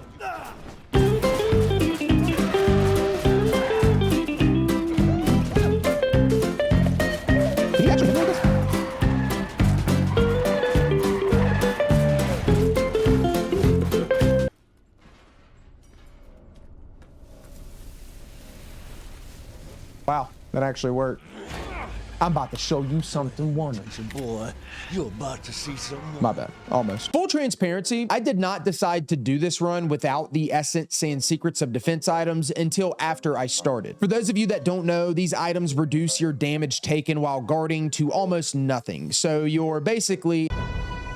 I did put them on and kept them on during the Jack garage fight, not knowing how strong they were. But I never reaped any benefits from them because I never guarded. I only ducked. We even went back and watched the tape. I was found not guilty, free of charges. Run still valid. The essence of defense reduces damage when guarding. Effects are maximized when paired with the secrets of defense. The secrets of defense reduces damage when guarding, specifically when guarding. So we never guarded, we're good. I've seen enough. Rob has been dismissed of the charges. I plead innocent. As you would expect, the Baker family also operates a bit differently on Madhouse, specifically Jack. His spawns are already pretty random, even on lower difficulties, but it felt even more sporadic on Madhouse. He would be in one hall, then I'd go to another, and he's just there, like he teleported. Y'all don't rage bait me this morning, bro. It's Good Friday. It's the weekend of the Lord.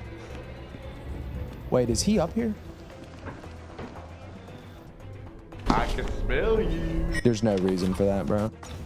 You can't hide from me, boy. We're joking. We are joking. I'm going to be completely honest with you guys.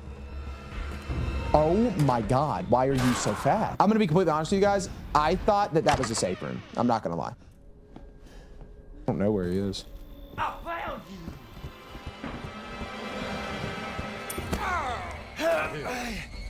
Are you nuts? Apparently though, if you grab the shotgun from the main hall, Jack despawns. So doing that made rounding up the two dog heads a breeze, before heading down to the basement to secure the third. This is also where the molded officially come into the picture, and I added a few numbers to the times Madhouse counter because of it. I thought I was just gonna freaking dead, bro. These things are gonna be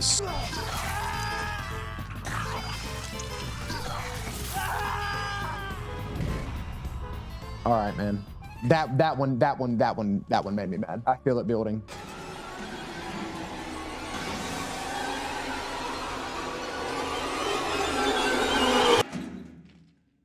What are they doing, bro? Why? Why are you why? Like, why can't it just be what it has been for 4 playthroughs now, man? I can't take the suspense of not knowing. It's like doing a first playthrough almost all over again. I learned in the basement that you're better off just running from the molded in this game. They are complete bullet sponges, and unlike a lot of the previous games in the series, all of them despawn when you get past certain points, so it's not like they are constantly in your way or anything. And the Jack chainsaw fight was surprisingly the easiest boss of the playthrough for me. And on my very first attempt, I pretty much beat his ass. And at the end, No! One shot!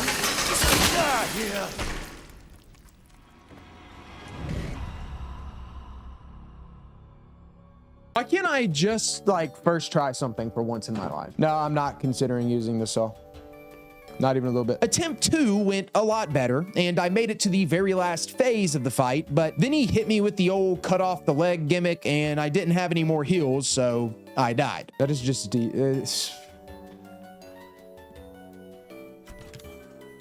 God, I want to use the saw so bad. But I ultimately managed to get it done on attempt 3. Seriously, no surprise cut to a coconut mall death montage here. It really was a pretty easy fight. Baby girl, what's your name? Let me talk to you. Woo! Another boss down. First try, yeah, first try. We then head to the old house to take care of Margarite, making a stop at the camper on the way, of course.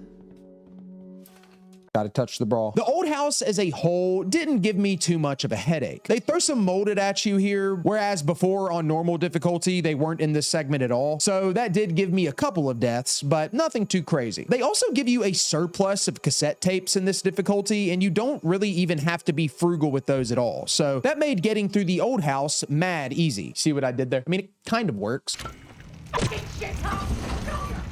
Big shit god.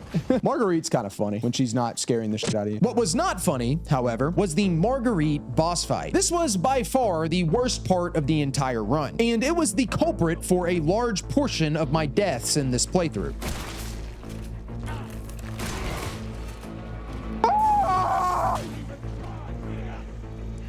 Are we joking? What are you doing? Am I dead?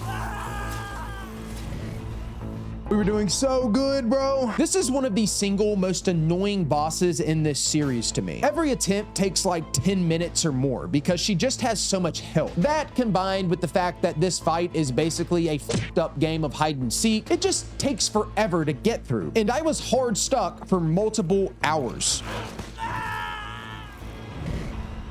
What else am I supposed to do here, bro? Like, what else is there to do? I'm about to break this controller.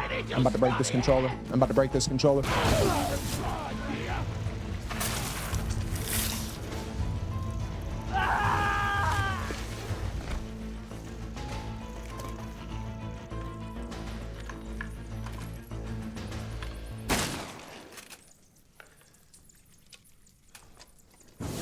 That's good. Always love doing that, handicapping myself before the fight. Never let him know your next move.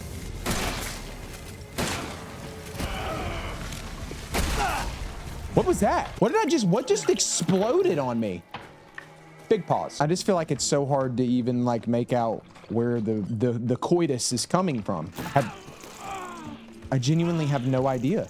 Don't be like that, Ethan. Show yourself. You the one not showing yourself, bitch.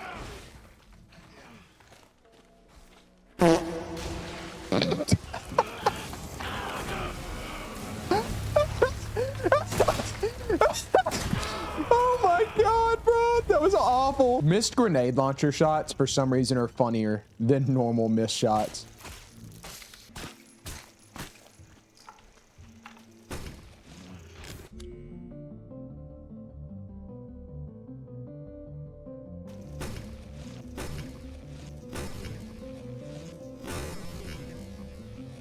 Tell you what, it's a good time to pause and eat this ribeye real quick. I just don't think that I've been given a fair shot this entire playthrough, right? This is discrimination of some sort that I'm going through right now. Shooting it between her legs, that's harder than hitting her body, bro. What I just did was harder than hitting the shot.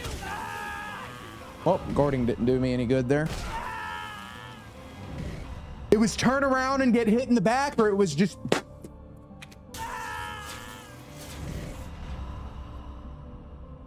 I want to curse, please. Don't make me curse.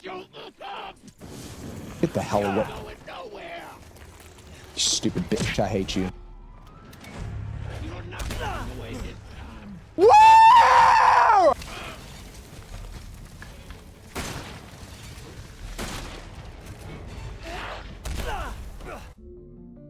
Y'all saw that, right? Y'all saw that? Just making sure we're all on the same page what I'm dealing with right now. Where? Oh my god, that's freaking horrifying. You are so far away from me. Actually, screw you, bitch. So you're just not, I mean, I have never had to hold on to the trigger that long yet. In double-digit attempts that we've been doing this, when I started shooting her with the flamethrower, she usually stands up and starts doing her thing so I can shoot her cooch. Did this setting make me feel at home? Yeah, dude. These are my people, bro. This is what I see when I go to the gas station at night. Freaking bunch of Margarites. You stupid. Stupid fucking bugs, dude. Am I dead?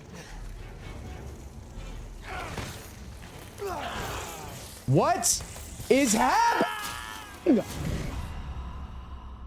Oh my god! There were numerous attempts here where I fought Margarite for so long that I literally ran out of ammo. I just couldn't deal enough damage with what I had. So chat convinced me to go and find the repair kit and use it on the double barrel shotgun, which is much better than the shotgun you get from the main hall. It was also brought to my attention that supposedly the real weak spot for Margarite is the head, and you're only supposed to use the flamethrower on her whatever that is. So taking all of this newfound knowledge and actually applying it made a huge difference and is what ultimately led to the win.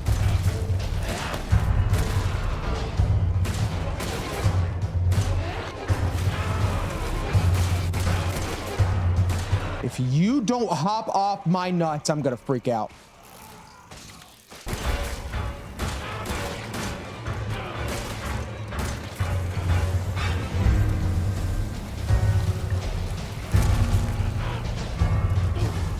I did it. I did it. That's it. Yeah. Yeah. Woo! Nah, it wasn't even that bad. Day 2 of the Madhouse run started in the most fitting way possible, with the Lucas segment. Flippers with the 2, no rage today, right? No, never, never, never. We don't rage around here. What are we saying right now? I have a feeling these boxes are gonna be different now. They're not gonna be the same box. How did you miss that? That's the stuff y'all be talking about when y'all comment on the VODs. How do you miss everything? And it's like literally something like that. Like, what do you mean? That is freaking insane, actually. One shot! We don't rage around here. What are we saying right now?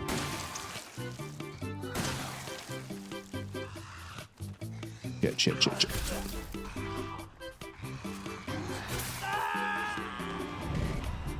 We don't rage around here. What are we saying right now? What color boxers am I wearing today? Oh, that's strange, but navy blue. They're Lululemon. Oh, this is crazy. Hold on. Where am I even supposed to go? Oh, there's 2. There's 2. I hate this game, dude. This difficulty's ass. And it gets even more ass in the boathouse. And you could probably guess why. He's coming. Daddy's coming. Daddy's coming. Shut your ass up with the daddy's coming. Daddy's here, baby. Get your ass back in the house. I'll deal with you later. Final Form Jack is the last true boss fight of the playthrough, and one of the last big roadblocks standing between me and the platinum. It's over. No pun intended. We're dead. No. I don't even know how we're gonna get through this. This is gonna be awful, dude. While I still find Margarite to be the worst part of Madhouse, Jack is almost just as annoying, just in a different way. The big gimmick with him is that his attacks are really hard to avoid because he takes up a lot of the surface area of the arena. So that forces you to rely on guarding. But even while guarding, you take a lot of damage. So this turns the boss fight into more of a race. Can you shoot all of the eyeballs before you run out of heals from having to tank all of his attacks? Yeah, this is, we're gonna be here forever. I mean, dude, this, like, good. That's what we want, baby. We want to miss most of our shots. 4 heals in a dream.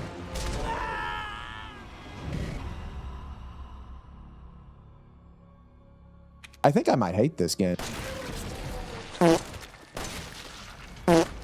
Oh, that's so good. I'm really managing this enhanced handgun ammo well, am I not? I need to stop playing COD, bro. I'm blaming it on COD. It's because I've been playing COD again. This is what I get. This is my penance. Oh, I just cooked the whole intent. Pack it up, folks. Let's go home. I just need 1 stagger, bro. I need 1 stagger, please. God! Outtakes! God! We don't rage around here. I really don't need the cutscene every time. I have a genuine hatred for this boss. We're cooked. All right. I hate this fight. And then he does that literally 3 heals. There we go. Good. That's actually, never let him know your next move, actually. Fuck you! Sorry. Come on! There's more. There's more. Did I do it? No. No, I did not. I thought I did, but then I remembered. Second phase.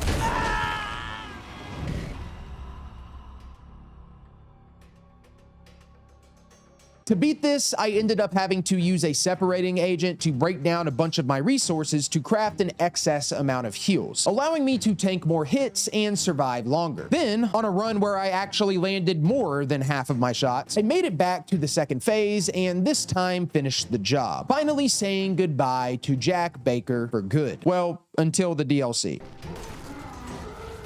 I do it? Oh my God, I think it's over. I think we did it. It's freaking over, bro. Oh, it's over. Going into the finale, I have good news and bad news. The good news is that the boat segment is not quite as boring on Madhouse. But the bad news is that's only because they stuffed twice as many molded in every hallway. So now it's just obnoxious. Yeah. Well, we just auto-saved. That's good.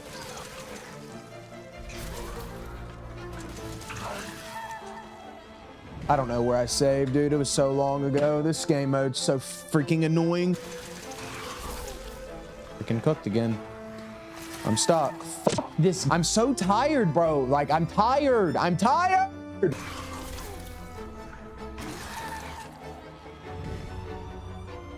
Oh my God.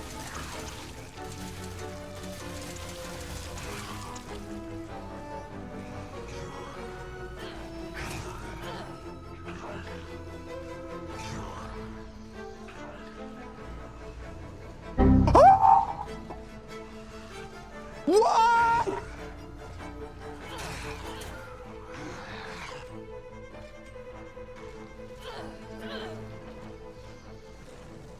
That's actually crazy that we just pulled that off. You're so annoying. Oh, there's two. Okay. Okay. Well, we're good. Hey, can you move your fat ass? Oh my God, bro, this annoying ass game. But despite there being a tag team duo lurking in every corridor, I barreled through to the other side of the boat for the last time. And then it was on to the home stretch in the tunnels, which kicked off with the 33rd antique coin. Trophy here, folks. Last antique coin. Mad Pelicans. Obtain all the antique coins in Madhouse difficulty. Yo, whoever at Capcom decided they were going to put separate collectibles exclusive to the hardest difficulty, I hope your pillow is very warm at night. That's devious. Now we just have to beat the game. I'm feeling pretty confident. I don't think it's going to be too bad. And for the most part, it wasn't. Like most sections, you can just run through most of the molded here. So the majority of this bit was absent of any blood-curdling screams or chair assault charges. That hits me every single time I play through this, by the way. Michael Levi. However, it was the very end of the tunnels where the tide turned, because the last checkpoint before reaching the final boss is, to put it in Halo terms, the final Warthog run. Just a gauntlet of enemies you have to fight through as you push towards the top of the tunnel in a grand spectacle set piece. And unfortunately, my ignore the enemies and run past it strat just wasn't going to cut it here. Get your fat ass in there, Ethan!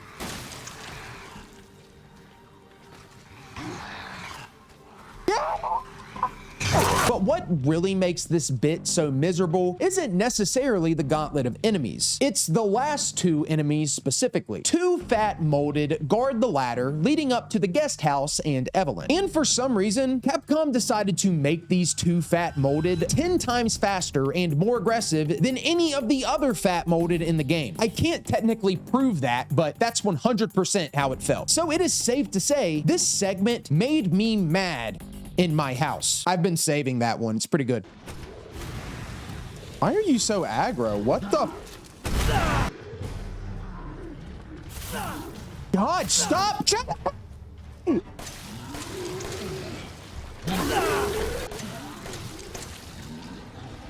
This is a joke, right? What?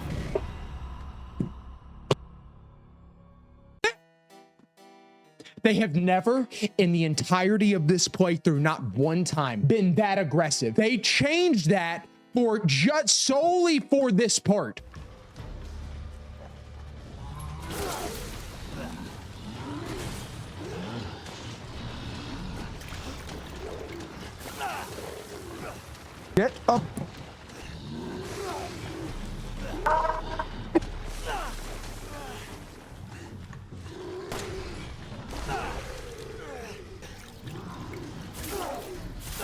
I don't understand.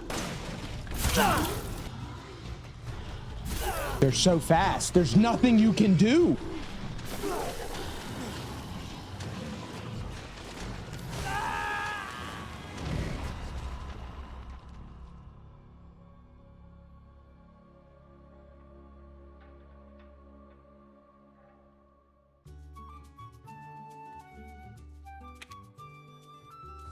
I ain't playing Village. You think I just have to climb the ladder? Okay. Yeah, I'll try that next time.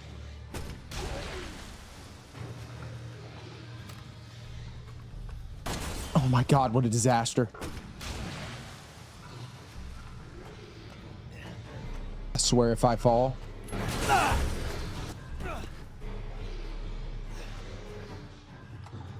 Oh!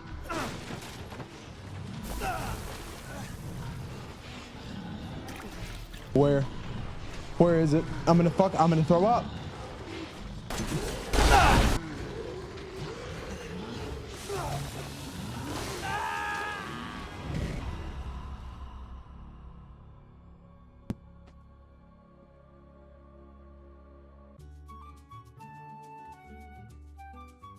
Bro could have just climbed the ladder. I swear to God, I will ban every single person in this chat where it's just me talking to myself. I managed to get past this by crafting Neuro rounds to stun the molded, shooting the explosive traps guarding the ladder, popping a couple more Neuro rounds into the molded, and then I just climbed up. You know, when I say it out loud, it's really not that hard of a segment to beat. I think I might have overreacted. Eat my ass, dumbass part, bro. We gaming, baby. We gaming. Game's beat now. We're good. Bro finally climbed the ladder. Y'all suck, dude. Y'all the worst. Ethan, it's okay. It's okay. It's me. I know you didn't mean to hurt me. Is it weird that this arouses me to add this part? Kind of weird, right? And that marks the end of our Madhouse struggles. 45 deaths later. One of the fewest of any hardest difficulty run I've done. And with the final boss not being a real boss and more of a cinematic focused fight, we can call it here. 45 deaths is the total because it's basically impossible to die to Evelyn. Right? Can I shoot? Will you let me shoot? Oh, my controller's dead.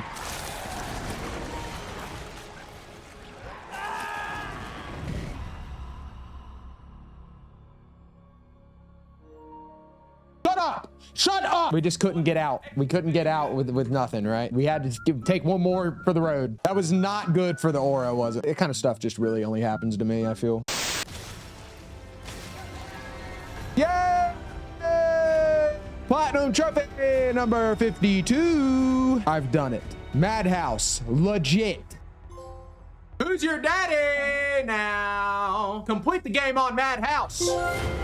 Woo! Bio splatter. Unlock all trophies. Are you not entertained? Resident Evil 7, baby. Platinum trophy. Great game. Loved it very much. As you can see, that number is not 100%. So we're gonna fix that. But if you like this video, be sure to drop a like and subscribe. 500,000 subscribers. We are doing Dark Souls 3. Dark Souls 3 Platinum. Gonna be cinema. Be sure to hit that sub button and go follow the Twitch if you want to catch these playthroughs live. Drop a like for the DLC and part 2.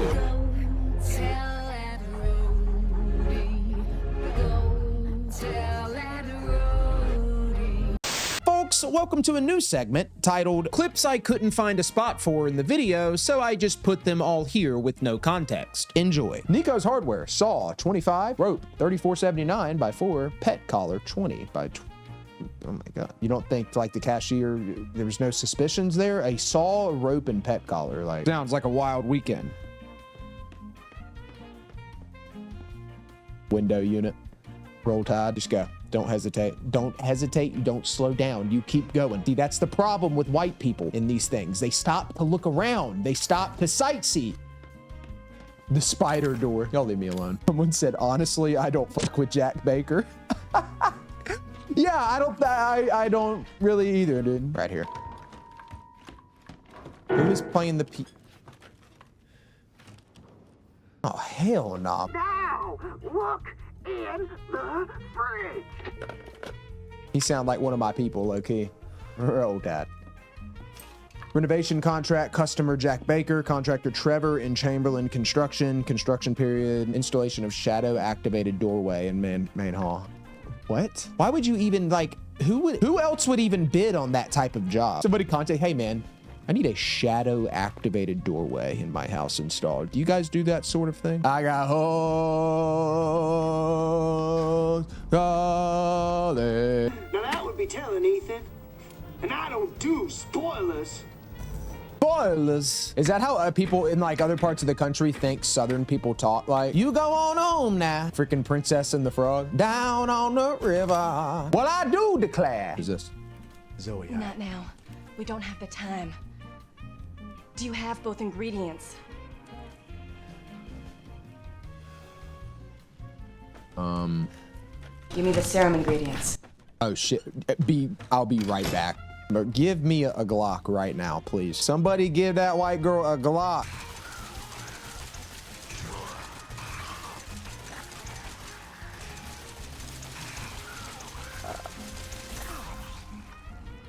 We're not gonna talk about it. I'm not lying, Trap. I think, you know those like steak eating contests where people's like, you have to finish like a 42-ounce steak or whatever and it's free? I feel like I could do one of those. The amount of meat I am able to put in my mouth and that's not what I meant. I meant like meat, like cow meat. Not like bestiality. Tony, bro, I could compete. Professional eater. That doesn't sound okay either, to be real, but you know what? I'm not even that mad about it. That thing's so freaking useless anyway. Getting closer, pushing me off of life's little ledge, 'cause I'm a loser. We got any divorced dads in here in the chat? Please don't sing. Brother, you are in the wrong chat, dude. Yeah, I'm just gonna save you the frustration, brother. You might want to dip. You are going to hate it here.